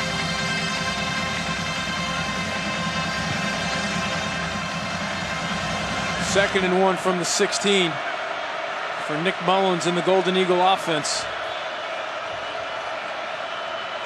But has had very little rhythm here today. They give it to Smith up the middle, still on his feet. Nice move at the 5. He will score.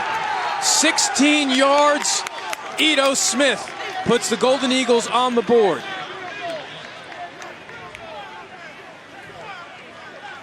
And Ito Smith, great job hitting the daylight and then just breaks the ankles of the safety, Nate Gary, toward the end once he gets into the open field. Great job of just finding a little bit of space, making a fancy move and getting to the house. Just enough of a seam created by the offensive line. So the shutout is gone.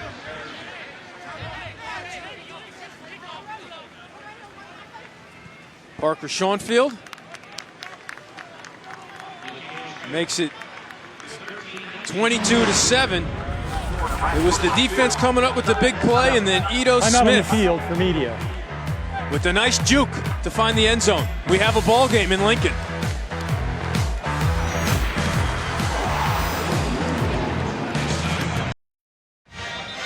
Ito Smith with his second touchdown of the season puts Southern Miss on the board after running 25 plays in the first half and coming up with 0 points. The Golden Eagles need 2 plays in the third quarter to get on the board, but of course the big play, the interception by Denarius Antoine.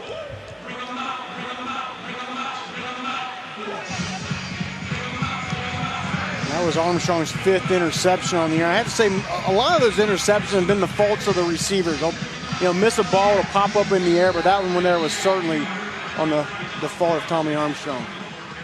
Broccoli out for the kick. Terrell Newby back to receive, standing at the Nebraska 6.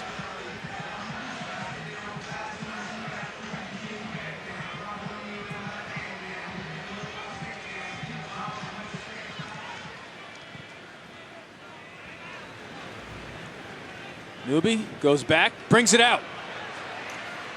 And a bad decision as he gets out to the 12. So after the first half, that was nothing but great field position. Nebraska backed up inside the 15. Xavier Thigpen with the tackle. And a reminder, one of the best quarterbacks in the league shines on Monday Night Football. Reigning MVP Aaron Rodgers leads the pack against Jamal Charles and the Chiefs. Chiefs-Packers at 8:15 Eastern, Monday on ESPN and streaming live on Watch ESPN. Aaron Rodgers seemed to enjoy that win over the Seahawks just a little bit. He had some fun taking some shots at Russell Wilson and the Seahawks after that one. So now Tommy Armstrong Jr. After the interception, they come out in the I formation. Janovich and Cross. It's Cross right up the middle. Nothing doing there. Brian Anderson filling up the hole and pushing him back. And if you're Nebraska offensively, you don't have to panic. Obviously, you don't have to do anything different. You've moved the ball well, especially inside, in between the 20-yard lines. Interesting, they're giving Cross both series here to start the third quarter. Newby's healthy. He's been out there on kickoff return. But they're giving the senior a shot. Now back to the shotgun, 3 receivers on 2nd and long. Armstrong hits the tight end. Cotton breaks one tackle and gets the first down. So Sam Cotton with a good run after the catch. And that's one thing last year, this Nebraska offense did not utilize the tight end very much, but Mike Riley in his system, he does utilize the tight end, and Sam Cotton, David Sutton, Sethan Carter are sure happy to see that happen here now. 13-yard pickup. Brings it out to the 27, 1st and 10. On the fly sweep, it's Moore. Turns the corner. About an 8-yard gain. And you mentioned that's DeMornay Pearsonell's bread and butter, but Moore with the good play there. Yeah, Moore, and you got a nice block there from Andy Janovich. Really doing some dirty work there is Janovich, blocking on the perimeter, picking up some nice yards there for Moore. So we'll make it a 9-yard gain, setting up 2nd and 1.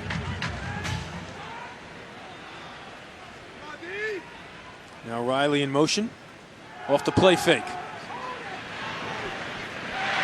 Stanley Morgan with the grab for a first down in Southern Miss territory. He pulls 3 Golden Eagles, still dragging them. Picks up about 5 extra yards, and the crowd likes the effort. There you go, some emotion out of the young freshman, Stanley Morgan. 26 yards, about the last 5 were all Stanley Morgan. And I feel like every time Armstrong rolls outside the pocket, he just has a tremendous view, and his wide receivers are open. This time, he could have hit either Westerkamp or Morgan. Hits the young freshman instead, drives forward for more yards after the catch. Now from the Southern Miss 38, up the middle. We give it to Janovich. That'll hurt that average. That's right. He had 2 big plays in the first half, a 25-yard run and a 53-yard catch. Like Riley said, he's one of the best special teams player he's ever been around in his entire career as well.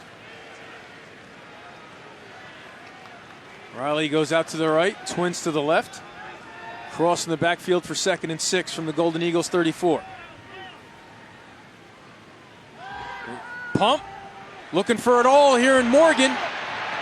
Too long. Good coverage by Trey Collins. So they pump to Westerkamp and then look for the deep ball. There's good coverage all around there by Southern Miss, locking in on those wide receivers. So now 3rd and 6. I guess we can say you're in Drew Brown field goal range since he's already hit from 50, but obviously Nebraska would love to pick up the first down. Hovey, top of your screen to the right, twins to the left. Westerkamp, the security blanket in the slot. Off the play fake. Off the mark.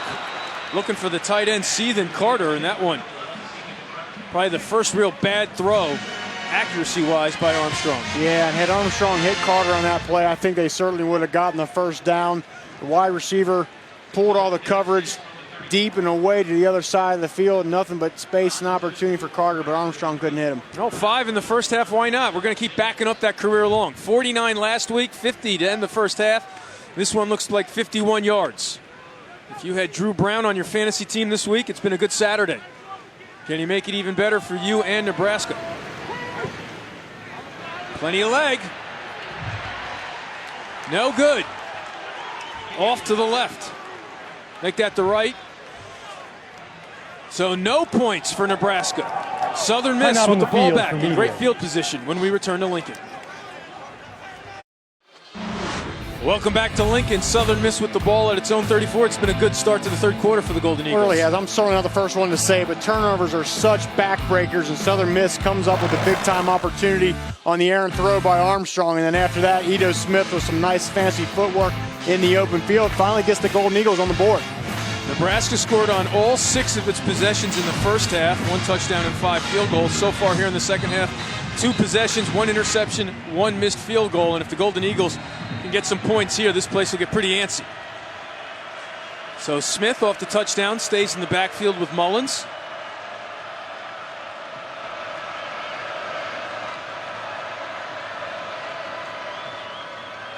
Mullins with time. Looking down the sideline. A little bump, no flag. Looking for Mike Thomas.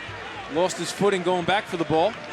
And I like the play here. Again, this is the secondary for Nebraska has been a weak link all year. Keep testing those guys. Okay, you covered us a few times here in the first half. We're going to keep testing you until you answer the bell. I like Nick Mullins putting the ball up in the air. Jonathan Rose with the coverage. So now it's 2nd and 10.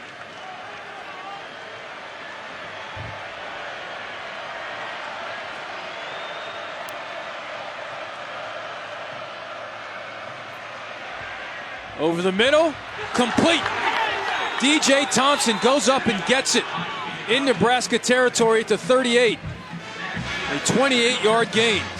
And here comes the tempo by Southern Miss, getting up the line quick, calling another play. 3 receivers to the left, Smith in the backfield. They run it. Short gain, can't get to the 35.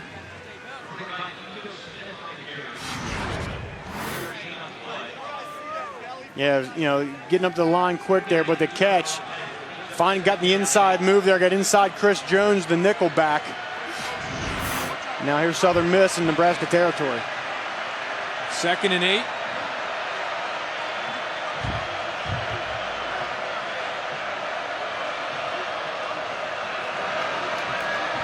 Plenty of time on the play clock. Now Mullins changing the play, it appears. Has a man open. Not much for Casey Martin to do after the catch as Josh Kalu came up for the tackle.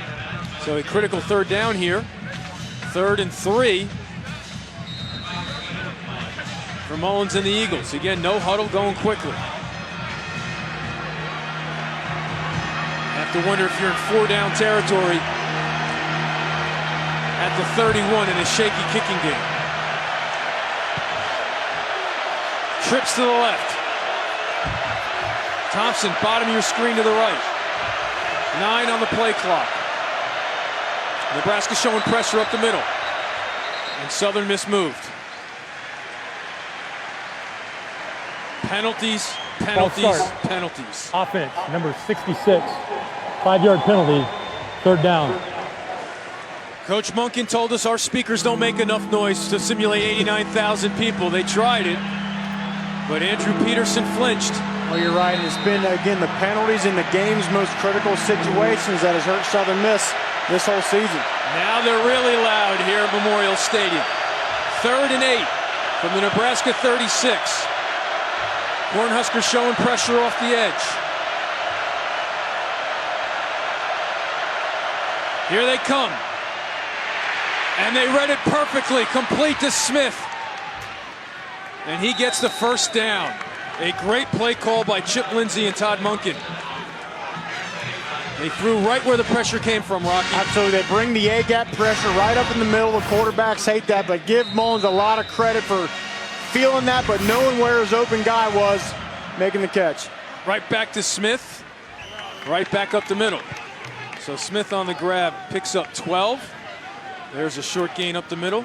Chris Webber with the tackle.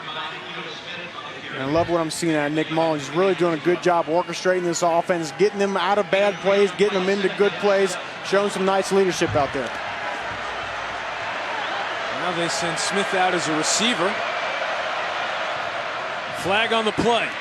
Nebraska doesn't fall for it as they fake this throw and then handed it off to Smith coming around to the right, but a flag before the snap.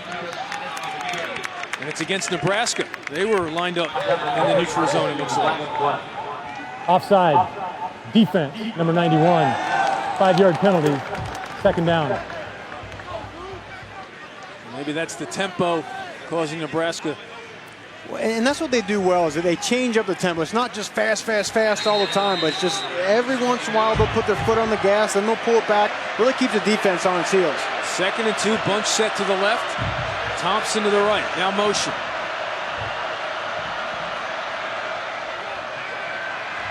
Mullins has to force it, and he throws it away. And now another flag, a second flag. The busy day continues for our officials.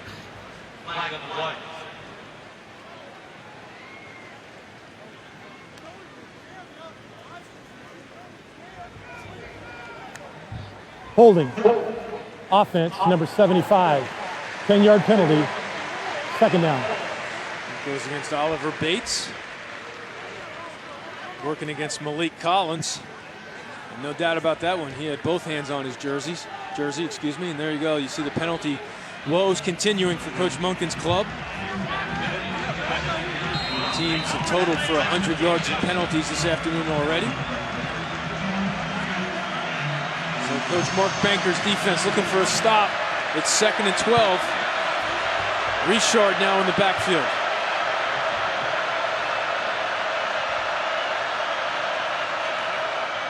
And he has it. Nothing doing whatsoever. So a conservative call on 2nd and 12 is going to set up 3rd and long.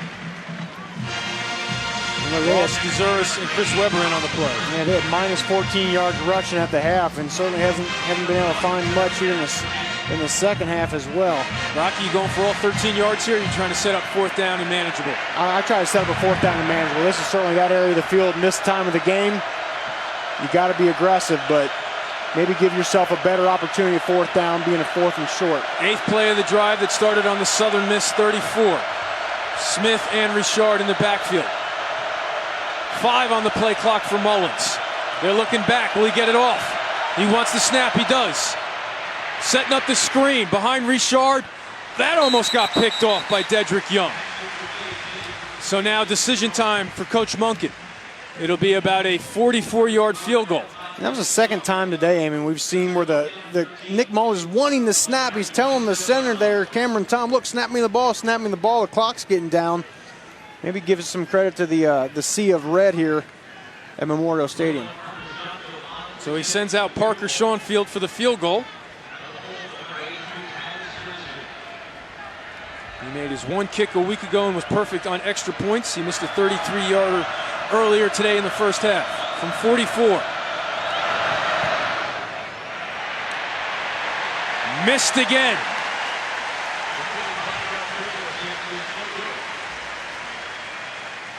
So Southern Miss cannot cash in after driving into Nebraska territory, and it remains Cornhuskers 22, Golden Eagles 7.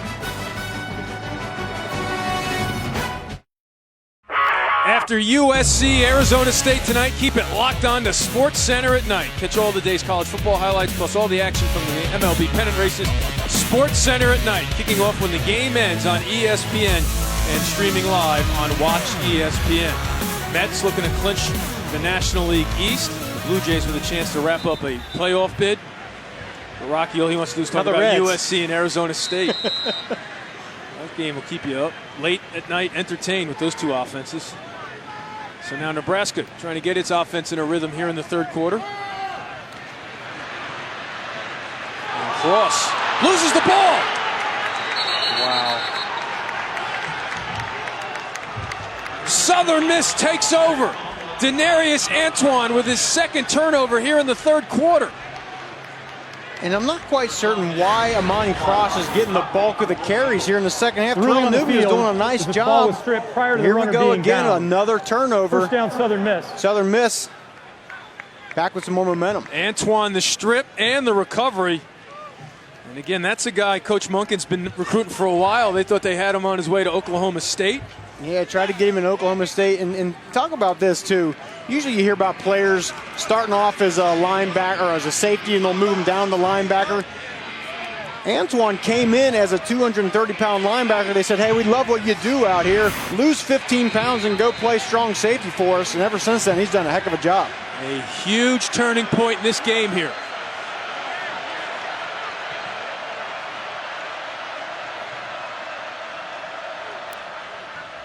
Richard up the middle. Gets to about the 31. Again, you know, back to Amani Cross. He has been the running back here in the second half. Newby was out there on kickoff return. I'm not quite sure. We haven't gotten any word of whether Newby's hurt or what the deal is. But this running back by committee approach, in my opinion, has gotten Nebraska in trouble early in this season. They started to settle on Newby, but here they go off script. 4-yard pickup sets up 2nd and 6. Mullins down the sideline. Plenty of contact. There's the flag. Here it comes.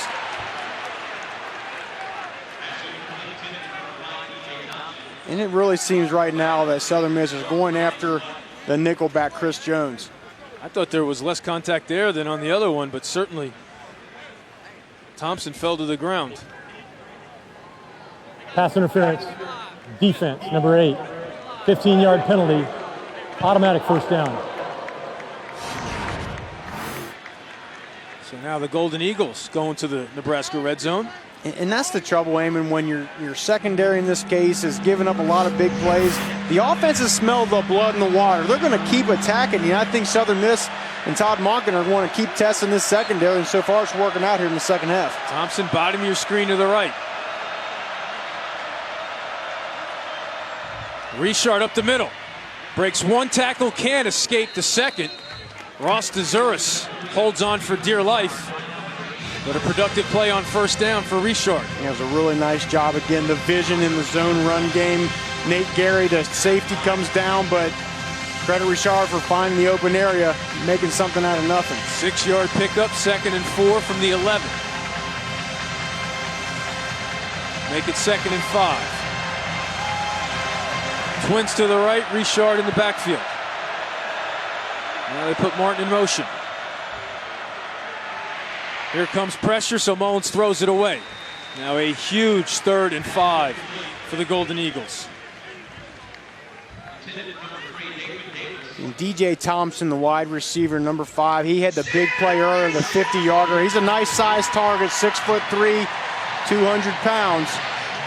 Either him or Casey Martin, number 83. You've already missed 2 field goals. Yeah, you got to go for it here. Well, we got 3rd down first. I'm saying, you got to be aggressive. DJ Thompson at the bottom of your screen.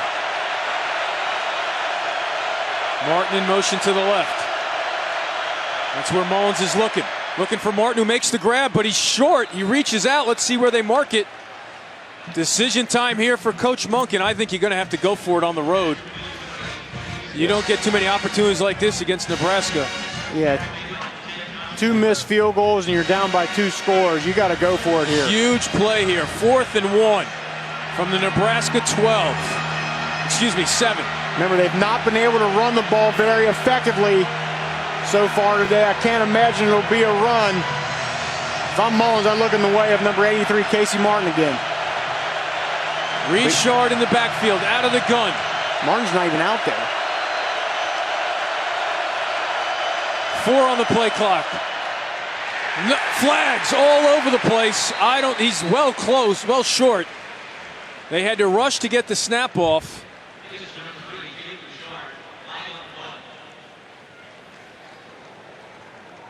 Holding.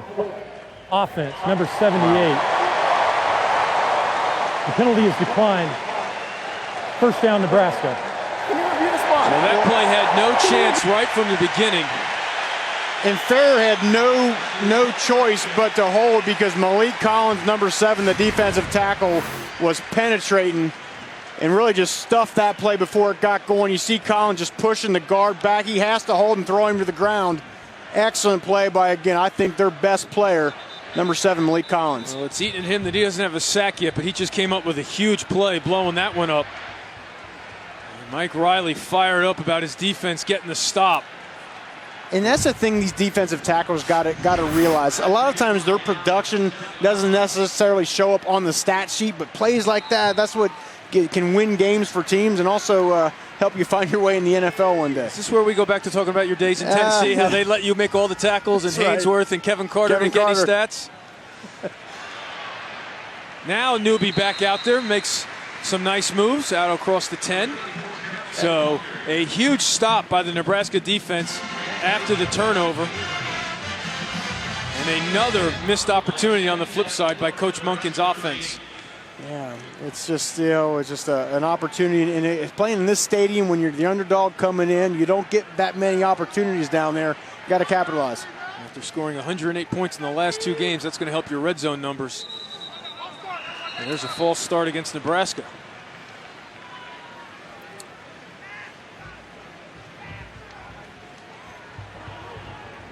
False start. Offense, number 71. 5-yard penalty. Second down. So that goes against the captain, Alex Lewis, who had a dubious penalty last week in overtime. Unnecessary roughness after that interception that tacked on 15 for Miami and set him up pretty much in field goal range. And then the worst thing by going off on Twitter. That's a big no-no. Armstrong with time, swings it out, but it's dropped by Seathan Carter. So now it'll be 3rd and 9. Inside your own 10, Rocky, you conservative here? I think you are, because you want to give your punter an opportunity, some more room to get a ball off here. But another drop. Seathan Carter last week had a big drop on a play where he was wide open, and the drops, last week I counted 6. There may have been more. That's really been the big Achilles heel of this offense so far this year. Nebraska 0 for 7 on 3rd down, which is why they had to settle for 5 field goals in the first half. Newby in the backfield, trips to the left. Armstrong steps up, hits Westerkamp for a first down. Out to the 22. Well, it wasn't quite conservative, but just a nice job by Armstrong. He feels the pressure coming around him, steps up in the pocket, and finds his go-to guy, Jordan Westerkamp, for the first down. 14-yard pickup. Out at the Nebraska 22. And he is the safety net. Now Newby in the backfield. He has it here. Fights across the 25 out to about the 28. I'd be really interested to know why Nebraska in the second half comes out with Amani Cross. Was there an injury? I have no idea, but Terrell Newby is your go-to guy. He's done a pretty good job. I don't know why you change things up when things are working so well. 6-yard pickup makes it 2nd and 4. Now they go stick with Newby. And he gets it again. Driven back short of the first down, so it'll be 3rd and short. Make it 3rd and 1. And I think here you either run the ball or you get Armstrong outside the pocket, give him that run-pass option that he's so good at converting. We've seen it all year. We've seen it today. So Newby comes out. Cross and Janovich in the huddle for now.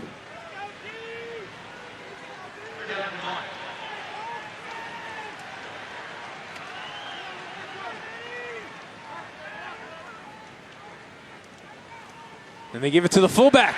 And he has a huge hole. Breaks one tackle. Gets a block. What a day for Andy Janovich. You need an explosive play? Of course, you go to your fullback. Of course. That's how every offense dials it up. Again, Janovich coming in today, hadn't touched the ball one time, and so far today has 2 or 3 really nice plays. It's just that quick hitter, that belly flip. The defense is kind of caught off guard. They're not expecting their game plan this week to not have anything about Janovich running the ball. He's done a good job. That's when you go back to the coaches on the bus and say, Coach, we didn't prepare for that. What happened to that in the game plan? 28-yard pickup. Back into Southern Miss territory. Now Moore breaks one tackle. Inside the 25, knocked out of bounds by Picasso Nelson. But again, what a day here for the fullback, the senior out of Nebraska. I'm telling you, they're going to make the T-shirts up tonight. They'll be available for sale tomorrow. Andy Janovich, loving what he's doing. 3 rushes for 57 yards. Again, not so much in the game plan, but sometimes that happens. Guys that aren't so much a part of the big part of the offense, they got to come up big, and he's done it.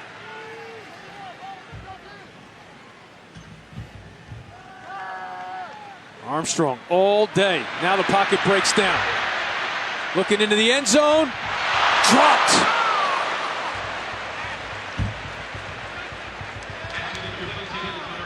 And it was just a nice job by Armstrong. He stays in the pocket, but then just extends the play. That's what he does best. He has 82. Alonzo Moore streaking across the field. I thought he put the ball in a great spot. Moore just can't come up with it.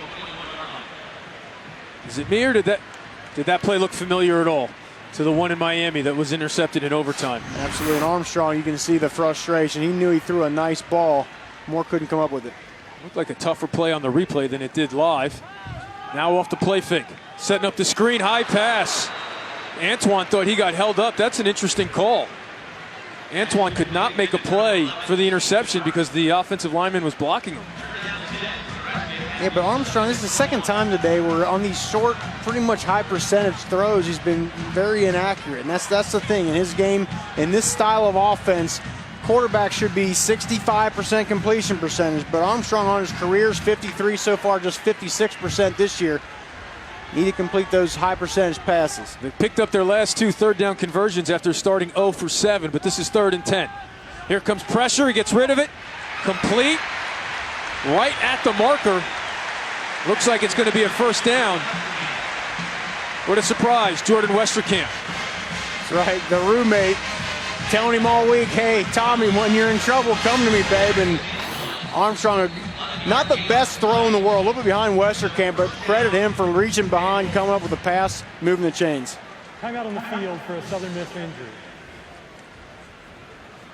Denarius Antoine down on the field, being helped up. Southern Miss can't afford to lose number 12. He has been all over the place, but has to be helped off the field.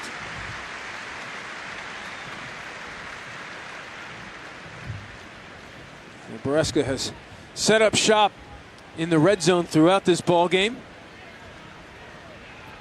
Just the 1 touchdown, though. That's the thing is as they've come into this game so good in the red zone, not so much today. Getting the field goals, of course, but time to punch it in. Westerkamp already with a career high 9 receptions in 1 ball game.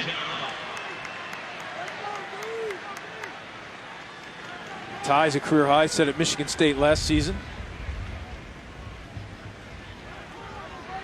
Now they swing it out. Nice move there. Touchdown, Nebraska. Tariq Allen gets in.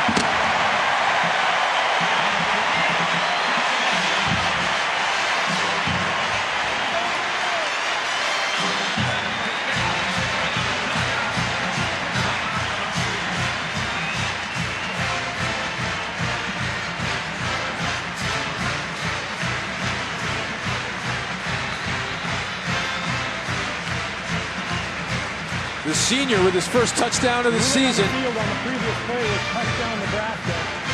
That ruling is under further review. 3rd of his career, makes it 28-7. And Allen, this is just a glorified run play, more or less. And the cornerback, Kamel Armstrong, he shoots his gun, but just can't make the tackle. Nice footwork there by Allen. find his way in the end zone. Taking a look to see if the ball crossed before the tush hit the ground. Certainly looks like it from there. It looked to me in that second review the ball did cross before his backside hit the ground. Senior out of the Rivers School in Massachusetts. He's saying, hey, come on, what are we waiting for? Call it a touchdown. Come on. Try to get one more shot of it here.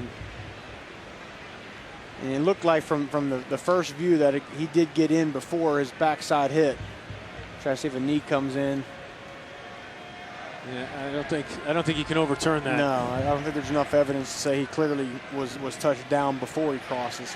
Key block by Brandon Riley. And as I said, these short, just one steps, throw it out there. These are essentially glorified runs in this Mike Riley offensive system.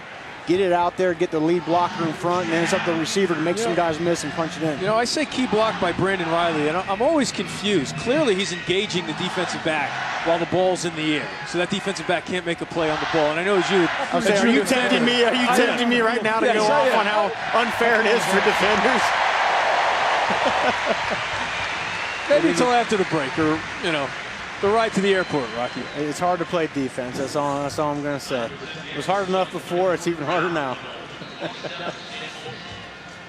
So the busy day for Drew Brown continues. And the kick is good to make it 29-7.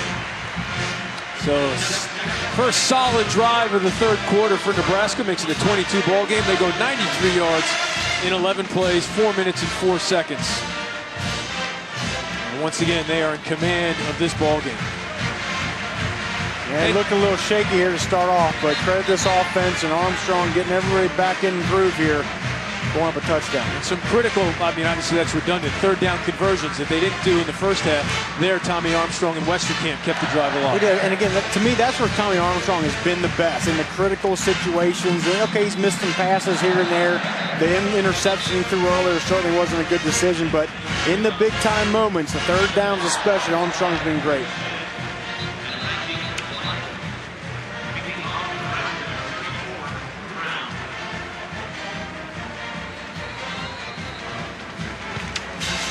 Smith and Michael back to receive the kick. Southern Miss right now has to be wondering what could have been. The drive came up short on 4th and 1. Smith with a nice move out across the 20, which is where Mullins and company will go to work. But again, 280 yards on the ground a week ago for Southern Miss, and obviously you expect it to be tougher sledding against Nebraska than Texas State, but still, Jalen Richard has not been a factor at all. And you just wonder if they thought they could run the ball a little bit better with Vincent Valentine, the big 320-pounder, being out of the game for Nebraska, but so far that hasn't been the case. Kevin Williams, Kevin Maurice have also done a good job alongside Malik Collins of plugging up those holes in the interior. Down 3 scores, 21 seconds left in the third. Do you abandon the run? I don't know. I mean, you can't totally abandon because that allows you to be multiple, but I think you've got to start putting the ball up in the air here. So Ito Smith moves into the pistol formation. Mullins checks down to the Dathan Davis, who makes the catch. Mark it at the 28. Mullins looking to go quickly here. Yeah, that's what you want as an offense. You get a nice completion, get back up in the line, let's get into some rhythm here. 6-yard pickup. They swing it back out to Davis, who gets a block. Gets the first down, out to about the 35. They'll mark it at the 36. Well, it worked to the right side. Let's try it again to the left side. Same play 2 times in a row. And that'll do it for the third quarter. Well, the Golden Eagles had their chance to make Nebraska sweat. But now as we go to the final 15 minutes of regulation, Tommy Armstrong Jr. and the Huskers with a comfortable 22-point lead.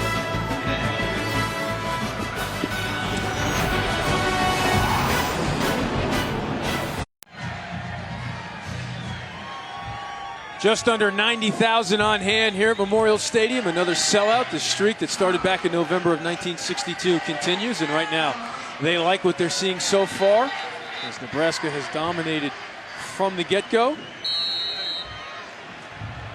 Dressing up for the occasion. Off the play fake. Mullins airing it out down the sideline, has a man open, incomplete inside the Nebraska 20. Mike Thomas with another big play given up by this Nebraska secondary. Yeah, and this time it's Jonathan Rose allows the receiver to get behind you. We've seen it every game this year. These corners have not quite figured out. If you're going to play this style of system, man, your cornerbacks have got to be able to cover people. And it looked like Rose just lost the ball when it was in the air. The receiver kept running, poured it in. 53-yard pickup. They're back in the red zone. Nothing doing again for Ito Smith. The ground game has been non-existent for Southern Miss here today. Dedrick Young, the freshman, leading the way on that play. No gain.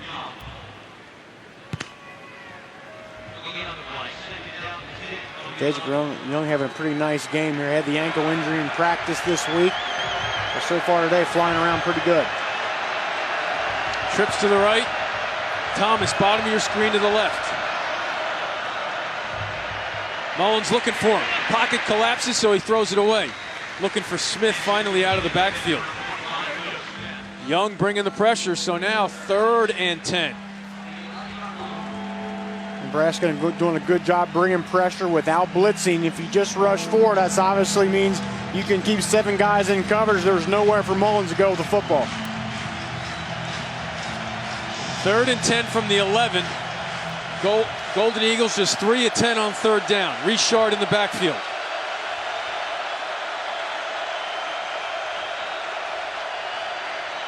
Mullins steps up, flag on the play. Martin breaks 1 tackle, brought down at the 6. Still going. But my guess is this one might come back against Southern Miss again. Again, a penalty potentially in the red zone after a critical conversion. Now if you're Nebraska, do you turn it down, set up 4th down? Or do you take them out of field goal range, obviously? With the Offense, number 75, 10-yard penalty, 3rd down. So Nebraska takes the penalty on Oliver Bates. They're spreading the wealth on the offensive linemen. I think they've all been guilty, and then you see the red zone scoring for Southern Miss today, just 1 for 5. They've done a pretty decent job moving the football. It's kind of been the opposite. The Cornhuskers move the ball throughout the field, and haven't done a good job in the red zone. Southern Miss is kind of the same thing. 7 penalties for 70 yards for Southern Miss today. 3rd and 20. Mullins for the end zone. They got it.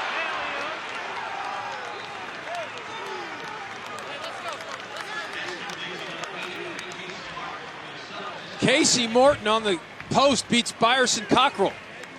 What a throw by Mullins. And Mullins throws an absolute rope to Casey Martin on the slant route for the touchdown. Good job seeing the field. Goes to his go-to guy, but just, bam, unleashes that bad boy. Martin hauls it in. So now, Sean Fields missed 2 field goals. They go with, he's now out there for the extra point.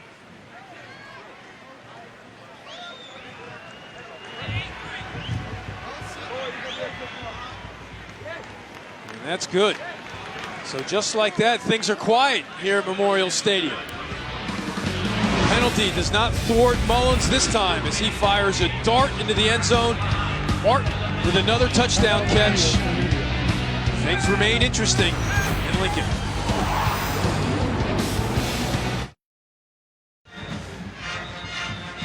Casey Martin on the receiving end of a perfect strike by Mullins to make it 29-14 as they go 78 yards in 6 plays.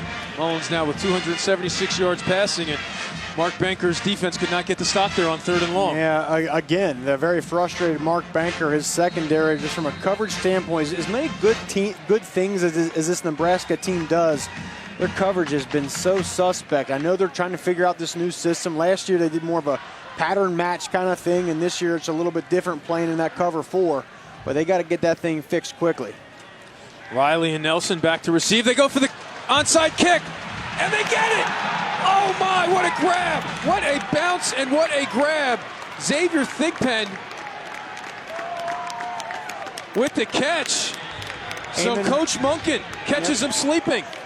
And Mike Riley talked about this in his meeting with us yesterday, that they do lots of crazy things on the kickoff, and here they go with a surprise onside. Great kick, nice job, wall of people up there, and they recover. Right through the hands Clock operator, please of set Cockrell. the game clock to 13 minutes and 32 seconds. 13:32, please.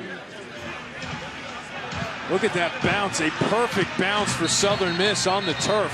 Yeah, that is exactly how you draw that thing up, but I think Nebraska was caught off guard a little bit. Didn't quite expect it. All right, Rocky, sudden change. You go for it all here, or is everyone expecting it? I think it's one of those deals where everyone's expecting it, but you certainly keep going with what you've been doing, especially that last drive. Keep testing that secondary until they answer. There's a conversation. I wonder if they're reviewing if Thigpen came down in bounds with it. Did it go 10 yards?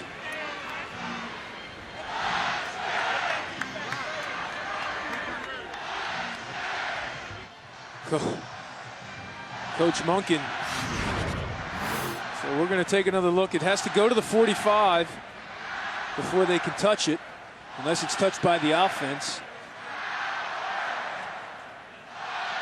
Yeah, I mean, it's certainly, that's 12 yards. Yep. Now there's possession. Lands in bounds. I mean, you got to dot your I's and cross your T's. It's a huge play here, obviously, but I don't see how Southern Miss is going to lose the ball. Then maybe they're looking if they were offside. I certainly didn't get that. Didn't see that from the first angle. Looks like a recovery to me. You're 10 yards. If you're watching this one in Hattiesburg, you get nervous that this one's taking so long. I have to tell you that. That's the thing. Again, our replay official up in the booth, Thomas Kissinger.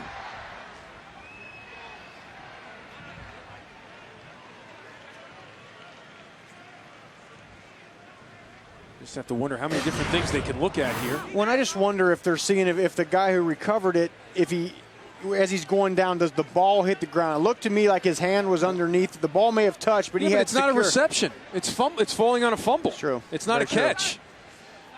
So he doesn't have to have it. He just has to have the ball when he's landing the green. And right, because he was in bounds. The ruling on the field stands. Yeah. First down, Southern Miss. So that was some angst across the state of Mississippi that they probably didn't need, but they'll breathe a sigh of relief right now. So now Coach Monken had some time to think about what he wants to do off the turnover. The Golden Eagles not going away here in Lincoln. You can punch it in here. It'll be white knuckler time in Memorial Stadium.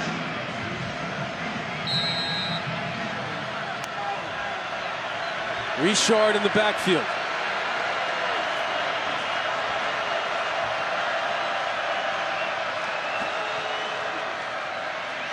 Mullins down the seam. Nice adjustment and the catch made by Thomas. Chip Lindsey told us we need him to play, and Mike Thomas has done that more this afternoon. And these defensive backs just look lost out there. They look like they don't know what to do. They're not playing together, not playing good technique. Southern Miss is taking advantage. 28-yard pickup. Now looking to go quickly. Mullins behind the receiver. Incomplete. Looking for DJ Thompson.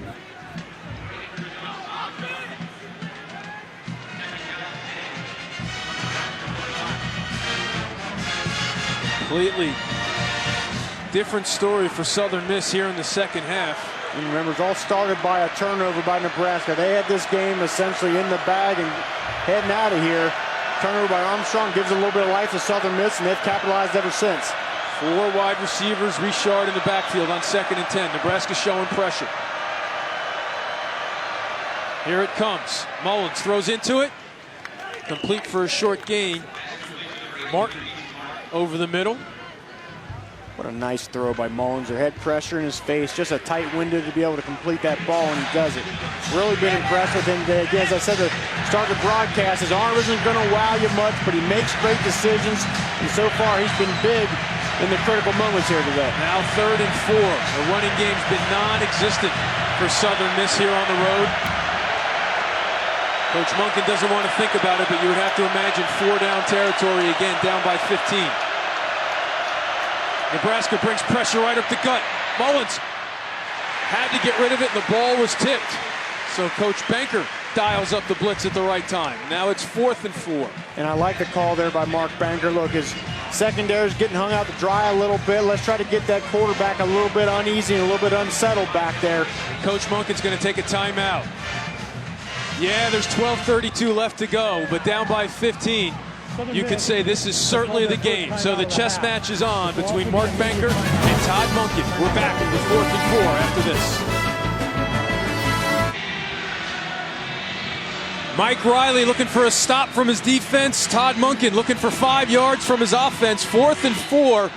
Southern Miss making things interesting here in Lincoln. Down by 15, but threatening on the 19. Got Casey Martin stacked at the bottom of your screen here. He's been the go-to guy. That's where he's looking. Over the middle, Martin at the 5. He will score. 19 yards. He beat Kalu. And we're an extra point away from a one-possession ball game. Casey Martin just so good in space, but if you're the defensive back, you allow him to have a clean release off the line. Casey Martin coming up big. So a huge extra point here for Schoenfield.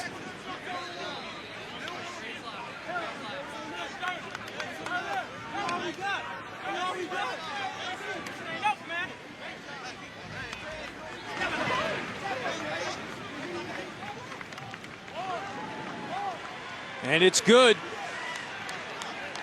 And here's what I don't understand. In this situation, why you allow the wide receiver to get inside of you. Force the harder throw to the quarterback. Mullins, look, he's a lot of green space, and he just lets him go in there. I don't understand it. Force the receiver to the outside. It's a much harder throw for the quarterback. Kalu gives up a big one. You know, we were talking this week with Todd Monken, who was the offensive coordinator at Oklahoma State when Brandon Whedon was there, and he talked to Brandon this week about getting a chance to start for the Cowboys, and he said, my advice is let it rip. Well, the head coach took his own advice with that onside kick, and now they've scored 14 points in the last 68 seconds. Yeah, showing the aggressive nature and being proactive with things, and you got to give a lot of credit to Nick Mullins. This is by far the best game I've ever seen him play. Calm, cool, collected in the game's big moments. This was a team that pretty much looked dead in the water at halftime after that 50-yard field goal made it 22-0. But again, as you mentioned it, the turnover changed this whole game. Denarius Antoine with the interception on the tip drill. And it's not only just the play, it's the fact that here's Southern Miss. They're dead to rights, right? Nothing's going good. They're, hey, let's get on out of here. But that turnover gives that sideline some juice. They're now back in this game, gives them a little bit of belief.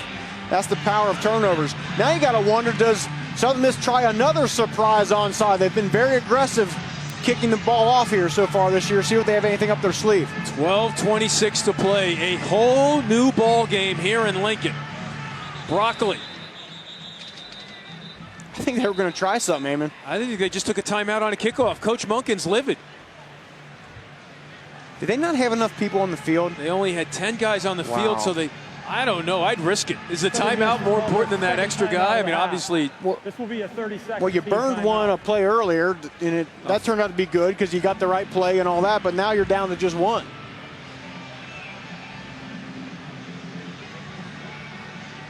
Especially if you were going to call an onside. If one of the guys you're missing was going way to the outside, maybe he's not going to be on the play anyway. You don't burn a timeout.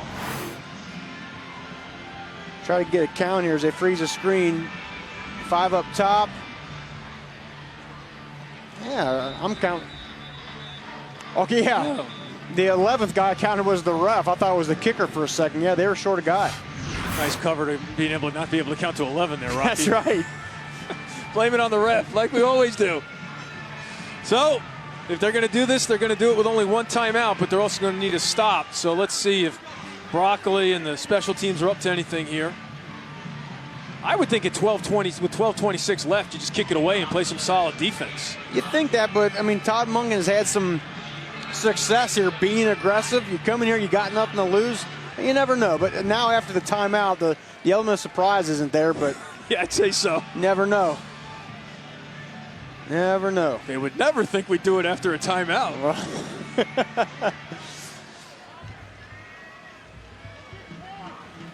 And they do indeed kick it away. And it's a heck of a kick into the end zone for a touchback as Riley takes a knee. So now this stunned Cornhusker Nation needs a drive. 343rd straight sellout. Thought they were going to see a walk in the park, especially after the first half when they led 22-0. Some fans even went to the parking lot to celebrate the victory. There's some empty rows in the upper deck. But now, all of a sudden, you need a drive. And look, I can understand 2 losses this year, but yes, they've been on the last play. I've seen a lot of good things in spite of that. But you come in here and you allow Southern Miss to beat you in your home stadium, people are going to start to get worried around here. I'd say so. But that is putting the cart before the horse right now as they have the ball in an 8-point lead. Newby in the backfield with Janovich. Newby to the right. Thigpen sets the edge, but he makes a miss, and he's hit from behind. Denarius Antoine back on the field in a big way.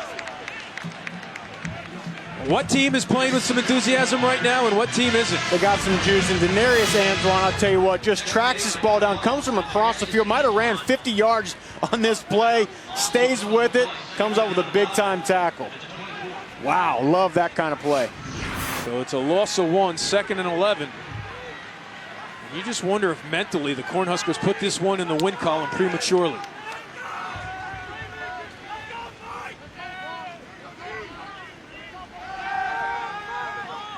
And that pass is knocked down at the line. Thigpen in on the play. He's the guy who recovered the onside kick, so Xavier Thigpen tipped it. So now 3rd and 11 from your own 24, up 8. And I'll tell you what, this is where you go to your leader, Armstrong. This is where he's got to be great. Everyone's starting to lose some belief a little bit. He's got to be the guy that put this team on his back and lead him to victory. And usually on 3rd and long, he looks for number 1, Westerkamp, as there is the angst in Lincoln right there. They did not expect this, up 22-0. Westerkamp in the slot to the left. Armstrong with time, looking deep. Looking for Westerkamp, incomplete, no flags. Trey Collins with the coverage, and the Golden Eagles are going to get it back. Down by 8. And it would have been a heck of a catch, but this ball goes right through the hands of Jordan Westerkamp. Armstrong puts it way up in the air. Westerkamp comes back, but goes right through the mitts. What do you think of the no flag there? That right hand not grabbing any jersey for you there, Rocky? It's close. You know what side of the ball I played, though. So the rule book goes out the window. So Casey Martin now setting up shop at the Southern Miss 31. Fultz with a good punt. Martin an early fair catch signal. Bobbled it, but brings it in.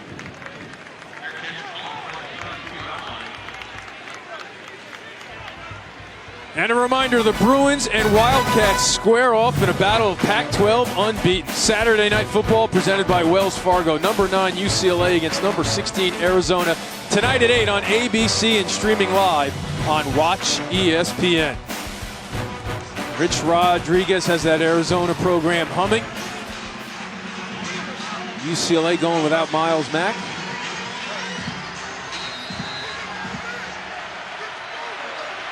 But right now, Southern Miss, once down 22-0, now within 8, and with momentum. Too high, looking for Thomas. And I just feel the secondary for Nebraska, they're just not confident. They're just scared to make a play, scared to make a move out there. At some point, they got to get that fixed. And I know it's a new system, and I know they're learning some new techniques, but right now they are certainly on their heels, not playing with any confidence at this point.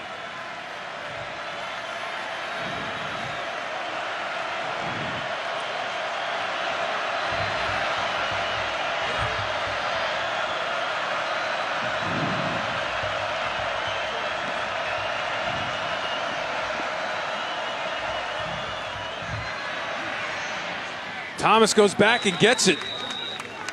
Covered by Jonathan Rose. But Thomas just too strong for him. He just wanted that ball more than Rose did. Rose had pretty nice coverage on it, but Thomas just was a little more physical, came back to the football, and came up with the catch. So now 3rd and 3 from your own 39. Thomas in motion. Nebraska brings pressure right up the middle. Low throw, dropped. Thomas had to go back for it and couldn't make the grab. Again, it was Rose in coverage. And you're seeing Mark Banker be a little bit more aggressive with the pressure than he normally is, just because he knows that secondary is just playing with not a lot of confidence right now. And on that play, it worked.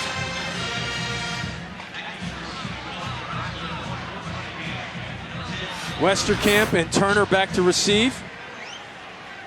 Gotta watch the kick here. Again, low kick in that rugby style. They're going to fake it. High, he dropped it. Flag, oh my, let's see what the call is.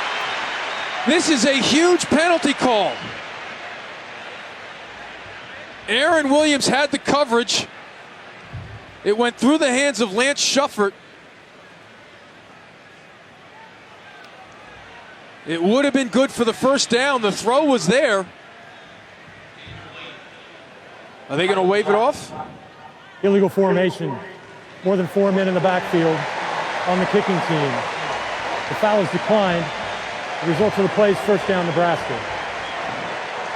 Well, Coach Monken certainly letting it rip.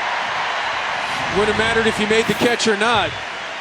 But that's a roll of the dice with a lot of time to play. Well, and especially when you've had some momentum, you're in this game, you certainly there you see the illegal formation 4 in the backfield.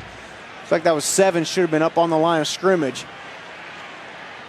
A little bit, I like the aggressiveness. I know, I understand you're an underdog coming here, let's try to shock the world, but with the way things were going for Southern Miss, not sure I would have called that fake. Now, of course, if everything was lined up properly and he makes the grab, we're calling him a riverboat gambler. Of course. Patting him on the back, but the way his defense had been playing the last few drives, now you're asking an awful lot of him.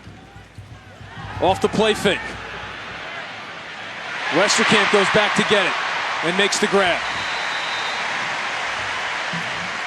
And what a confidence-inducing play by your quarterback Armstrong to his number 1 guy, Westerkamp. Gets outside the pocket.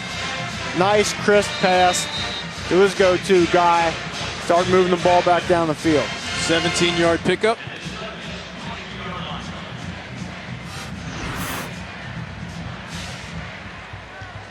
First and 10 from the Southern Miss 22.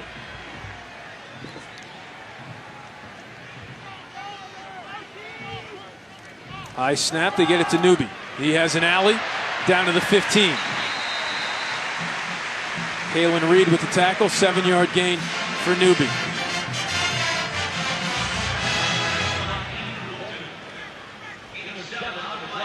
And this is where that Nebraska offensive line needs to get mean, needs to get nasty, push those guys around a little bit. That's the way they do it around here in Nebraska. Janovich, the fullback. And he gets it. This time they're ready for him. But he bounces off! Janovich! Oh my! What an afternoon! But there's a flag down. There is a flag on the play. Is Jerome Bettis out there? Janovich.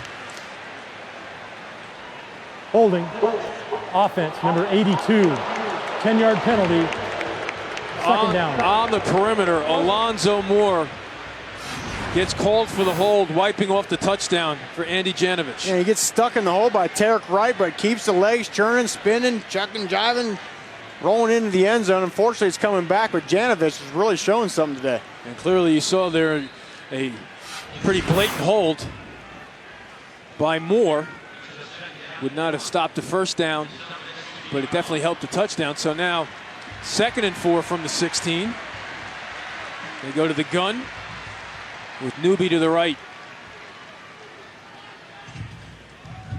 Quarterback design run, and look at this. Right down 9th Street for the touchdown.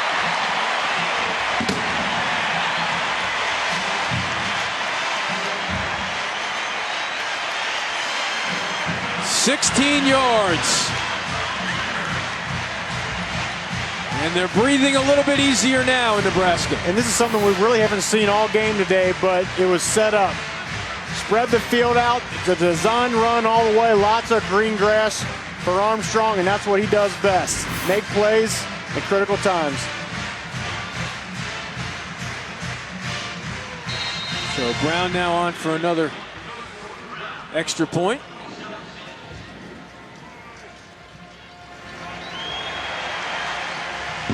And it's good. So late flag on the extra point. Things getting touchy here in this back and forth affair. But it was well after the kick, so it will remain 36-21. Coach Todd Monken rolled the dice on the fake punt, and it came up snake eyes.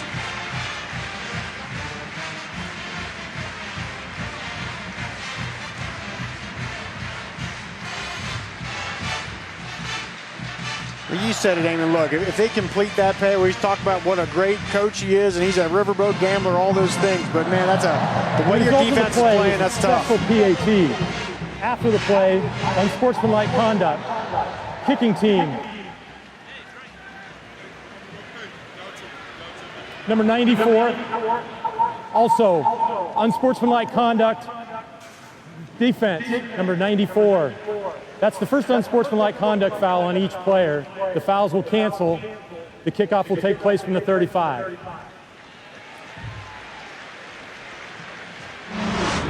So with 9:30 left to play, you can't consider it the knockout punch, but it was exactly what Nebraska needed, as Southern Miss wasn't ready for Tommy Armstrong Jr. on the quarterback run.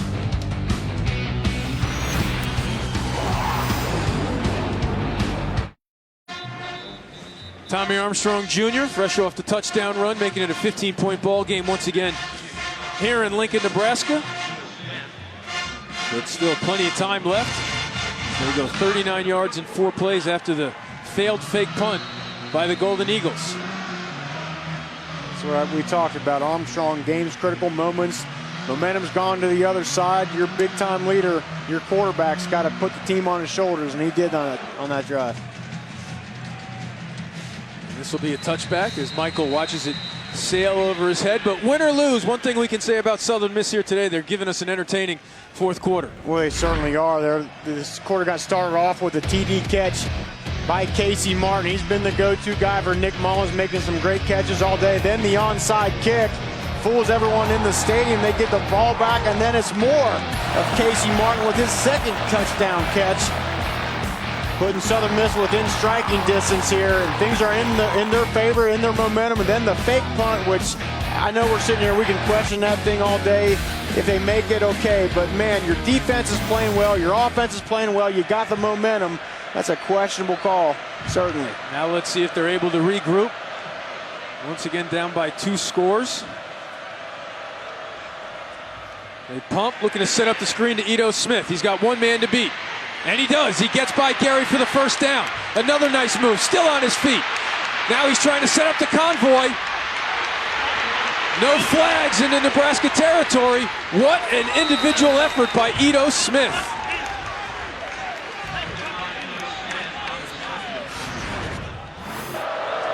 "39 yards. Nice job cutting back across the grain. Doesn't give up, does Ito Smith. Across the grain, trying to get some momentum, trying to get some juice back into this offense and into this team. And that'll certainly do it right there. Southern Miss wants to now get back up on the line of scrimmage. Great effort by Byerson Cockrell as well to track him down, or else that one would have gone for 6. Now Mullins with time. Looking deep. Lots of contact, overshoots his man, DJ Thompson.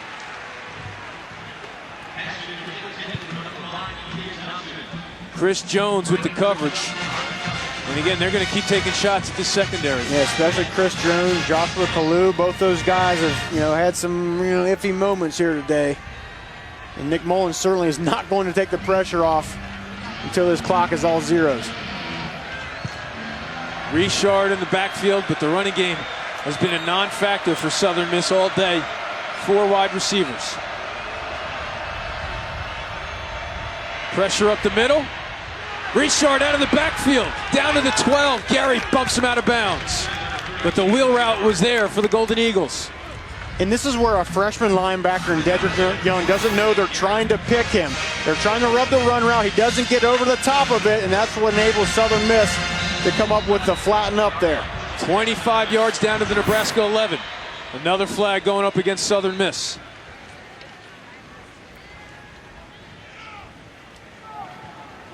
False start. Offense, not all 11 players were set at any given time. 5-yard penalty, first down. So they weren't ready for their own tempo. That'll back it up to the 16. What a day for the junior out of Hoover, Alabama. 400 yards passing. 2 touchdowns. And most importantly, no interceptions, Eamon. That's the big number. Another flag. Martin's going to catch a touchdown, but it's probably not going to matter. And it looked like Martin before, he turned upfield before the ball was snapped. And that's what I think the penalty is going to be. As he came in motion, he started to turn upfield. Coach Munkins. Illegal motion.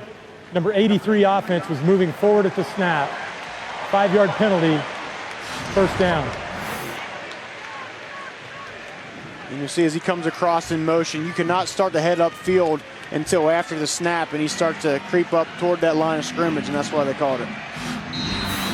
So they were at the 11. It's now 1st and 20 from the 21. Of course, they had 3rd and 20 when they hooked up with Martin for a touchdown. He's in the slot to the left. Smith in the backfield. Looking to set up the screen to Smith. This time Nebraska's ready for it. Chris Weber with the tackle. Nice job by Weber fighting off that block, coming underneath and making the tackle.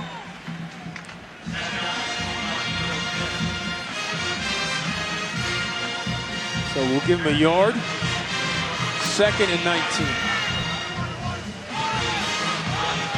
Do not have to score a touchdown. They can get to the 1 and set up a first down.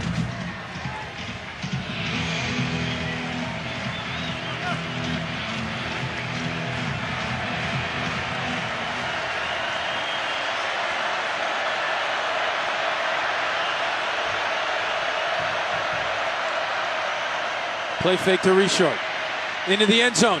Dropped. Gary coming over, but that was in the hands of Thomas. Or did Rose get a hand on it? Jonathan Rose undercut the route, came underneath. He may have gotten a hand on it. He was in pretty good position as this ball came.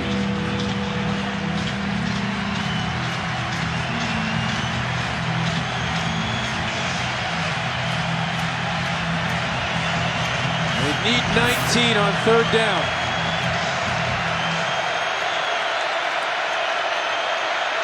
Two backs in the backfield with Mullins, Smith and Richard. Martin in the slot. Looking for Smith out of the backfield. He had to go down and get it, or else he could have ran after the catch. But it'll be 4th and about 11 now. Richard with the grab. And again, Eamon, the linebackers in the secondary allowing inside cutting routes. It's easier throws for the quarterback down this area of the field. Force everything to the outside. Southern Miss has called their 3rd and final timeout of the half. This will be a 30-second team timeout. So Southern Miss takes a timeout on 4th and 13. The action continues with a critical doubleheader tonight. First at 7, it's college football presented by Hilton. When number 14, Texas A&M, looks to stay hot against SEC foe Arkansas. Then at 10:30, number 19, USC, looks to get back on track in a conference road test with Arizona State. Tonight on ESPN and streaming live on Watch ESPN. Be interesting to see how the Trojans bounce back. I think there's some pressure on Steve Sarkisian right about now in Los Angeles. Right now, though, here in Lincoln, pressure on the Southern Miss offense to come up with a first down. 36-21 with 7:06 left to play. Rocky, is there enough time to think about a field goal? I think there is. I mean, you certainly want to try to come away with this point. I don't think they'll go out there with the field goal team, but that would still make it a 2-touchdown game, but it would eliminate the need for a 2-point conversion. But if you try a fake punt, an onside kick, I was going to say, he's been rolling the dice all game coming in here. Try to go for it. Try to find Martin. Try to find Mike Thomas. Confusion on the alignment. They're out of timeouts. Now Mullins straightened everything out. Plenty of time on the play clock. Martin in motion. Mullins looking for Martin. Well covered and intercepted. Josh Kalu makes a play. Late flag. That'll be after the interception, a celebration penalty. It appears.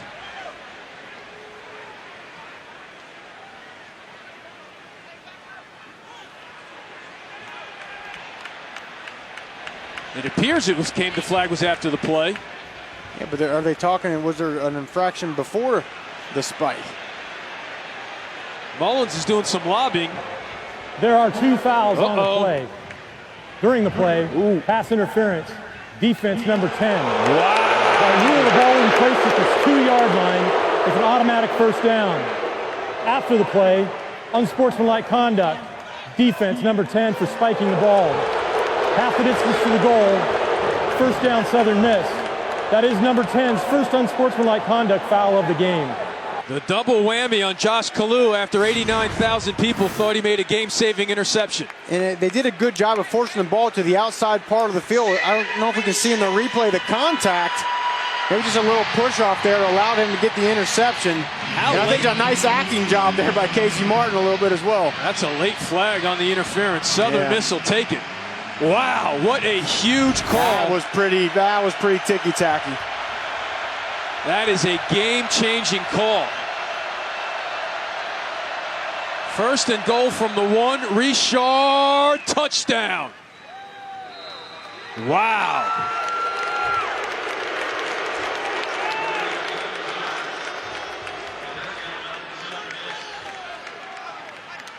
So they'll go for the 1 now, and then the 2-pointer if they need it later to tie it up, which obviously they'll go for no matter how much time is left. But what an amazing turn of events here in Lincoln. Almost everyone in the stadium thought Kalu had an interception. Again, they called the interference, but man, that's pretty. It's a tough call.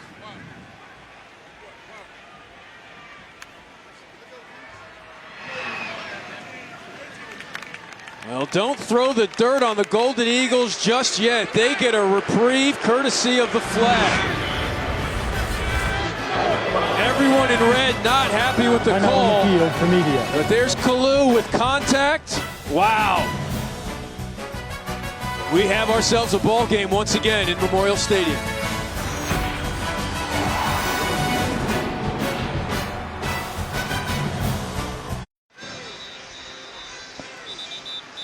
So Nick Mullins brings his team that much closer.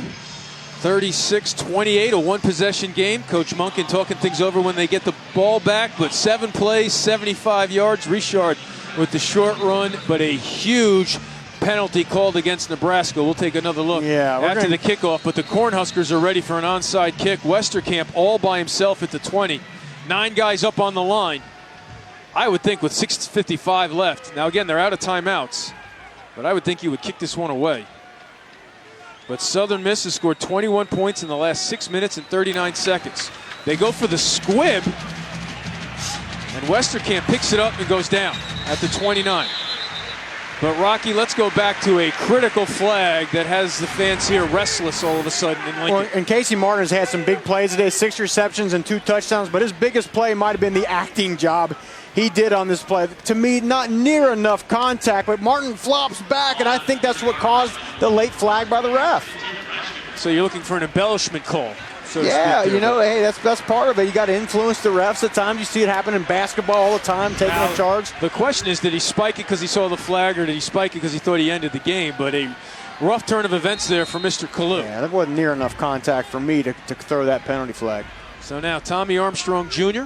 has passed Zach Taylor for 3rd place on the total offense list, but that means nothing right now as he adds on to that total. Another hurdle, and then pushed out of bounds, and that's going to be a late hit. They're going to tack on 15. Nothing yet. Wow. Brian Anderson dragged him out of bounds, and it looked like threw him to the ground well out of bounds. 16 yards on the run, but no flag at the end.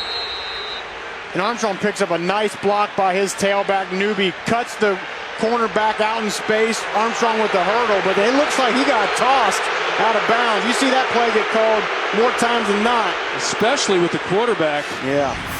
I guess they decided it was the momentum dragging both players down equally, but good luck selling that to Janovich. Bouncing off players again. I'll tell you what, he's got to be secure with that football. Yeah. That thing had a little bit too much air under his arm for me at this stage of the game. Michael Smith with the tackle. So now it's 2nd and 8. Now again, Southern Miss out of timeouts. Not really a factor right now on defense, but under 6 to play.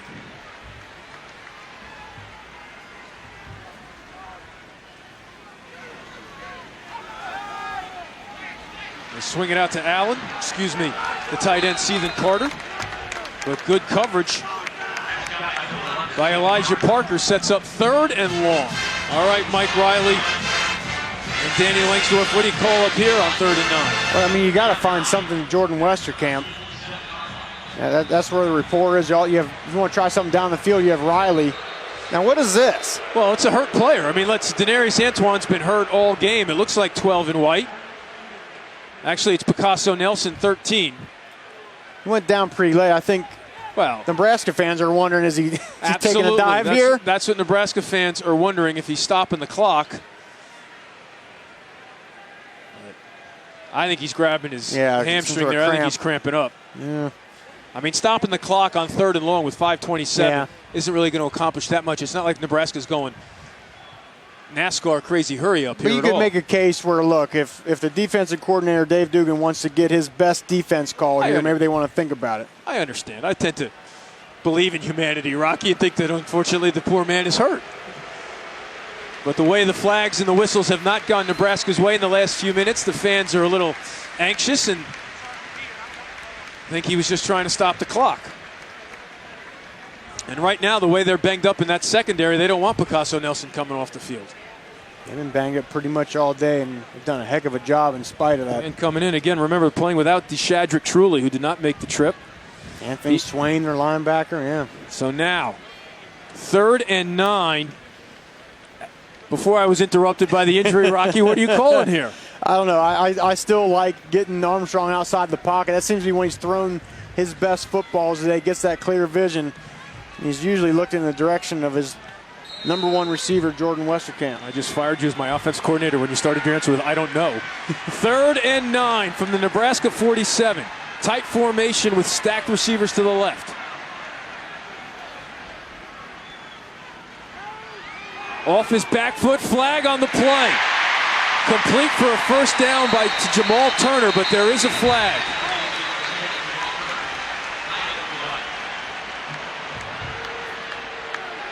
Golden Eagle defensive lineman pointing towards Nebraska. Holding offense, number 68. 10-yard penalty, 3rd down. The penalty bugaboo that struck Southern Miss is contagious.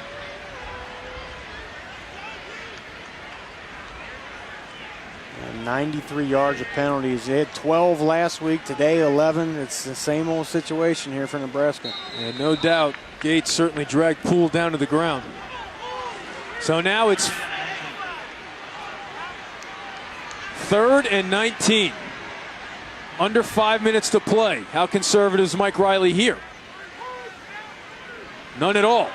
Armstrong looking for the home run ball, has Riley wide open, and he goes down and makes the grab. What a play by Armstrong to keep that one alive and find Riley all the way down the field. On 3rd and 19, they hold on to the ball with a 41-yard pickup. And that's what I was saying. That's when Armstrong has been his best. When he gets outside the pocket, he can survey the whole field, allow those routes to develop, and then finds a big one down the field. Huge play. Another big play and a big moment for Tommy Armstrong. And now you're in field goal range with Brown having a huge day. You really want to milk that clock against a team that has no timeouts left. Newby up the middle.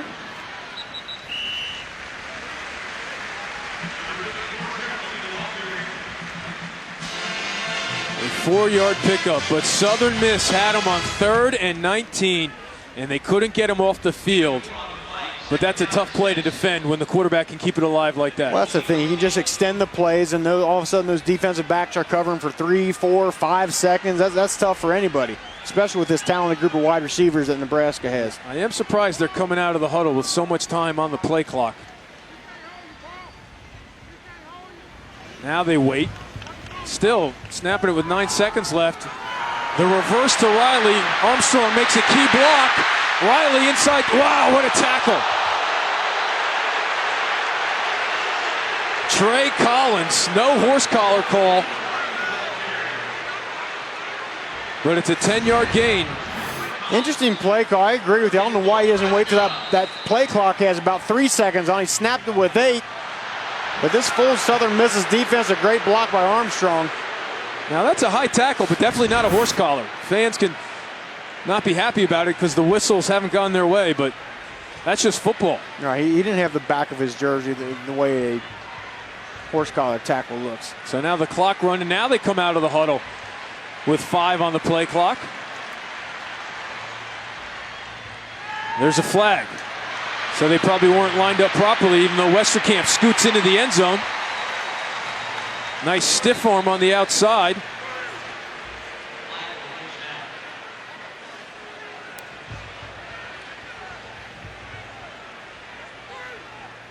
But did Westerkamp do what Martin did earlier and head upfield early?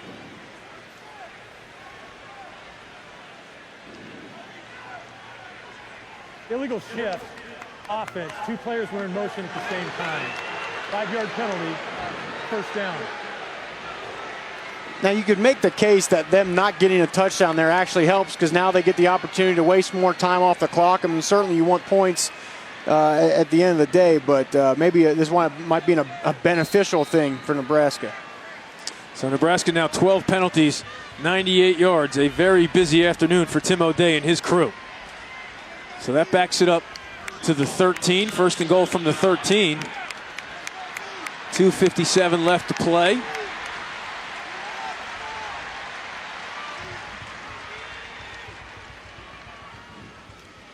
Back to Newby. He can't find a hole. Dives forward for a gain of about 1. And now they can really just bleed this clock out. Yeah.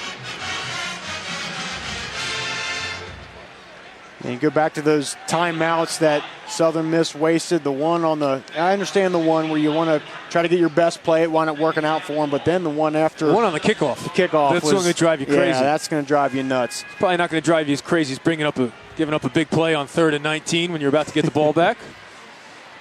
Or not lining up properly on a fake punt.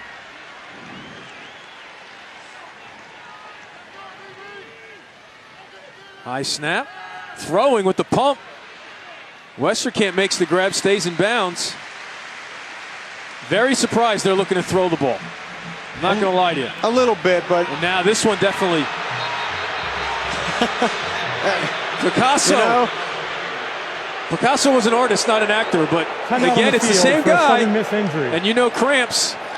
That's what I was saying earlier. Again, well, you never want to project that kind of thing. His young man maybe cramping again. I get that, but Nebraska fans certainly don't think that way. Well, if he is faking, he gets an A on the first one. This one, not so much. But again, you hate to play doctor up here. Yeah, you know, if he's having cramp, those things can come back. You know, you get them loosened up, you get some water in you, and then they can come back. But Nebraska fans don't want to hear that right now.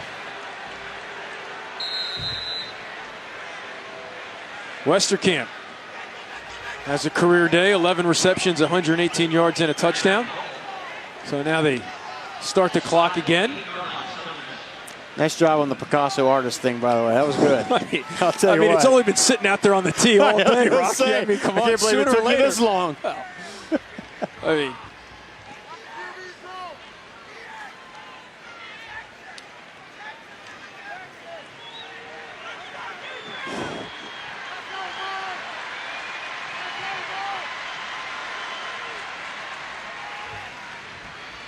Now they keep it on the ground safely with Newby, and he goes down. So they're not looking to score here. Middle of the field, setting up a field goal if they have to. 4th and 8 here, so they'll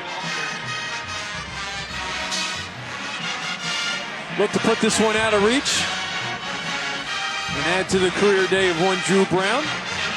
He delivered 5 field goals, including a 50-yarder in the first half to end the first half.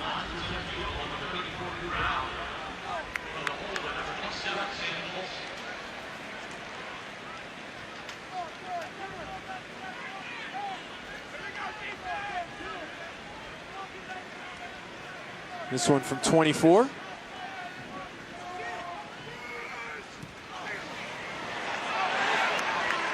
No good. They got a piece. So the door is slightly ajar for Southern Miss.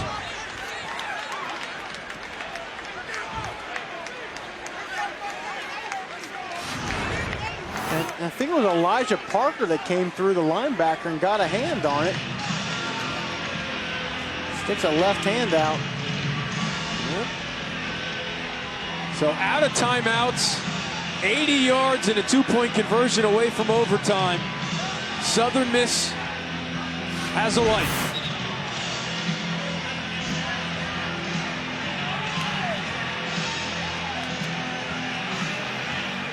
Against the secondary that's been giving up the big plays all year long. And how many times, Nebraska's been in this kind of situation literally every game this year. Good.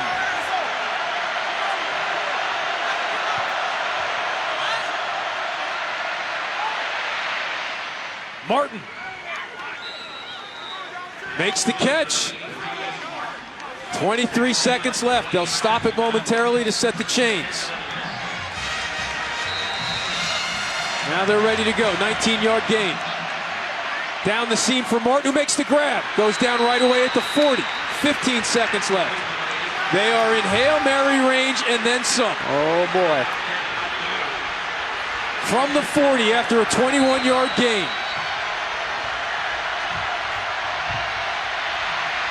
That should do it. Mullins dropped. Freedom, Akinmoladun. 3 seconds left. That's it. That's it. They're not back in time. What a way to end it. That's Mullins, the end of the ball game. the veteran, held on to it too long. And Nebraska hangs on and wins it at home 36-28. It's going to be a lot of what-ifs on the way back to Mississippi. It certainly is, especially on that last play there. Nick Mullins played great all game. He's got to know to get that ball out of his hand and give his team one more chance for the Hail Mary play.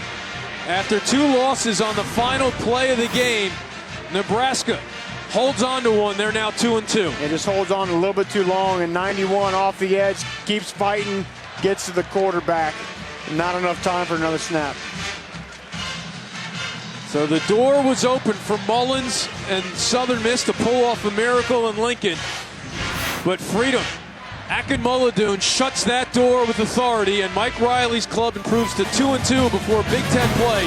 They win it 36-28. What an entertaining fourth quarter here in Lincoln. Once again, our final score, Nebraska 36, Southern Mississippi 28. For Rocky Boyman and our entire crew, I'm Eamon McEnany. Now let's send you to ESPN Goal Line for all the latest with the latest college football news, scores, and highlights. But the Cornhuskers can breathe a sigh of relief. So long from Lincoln.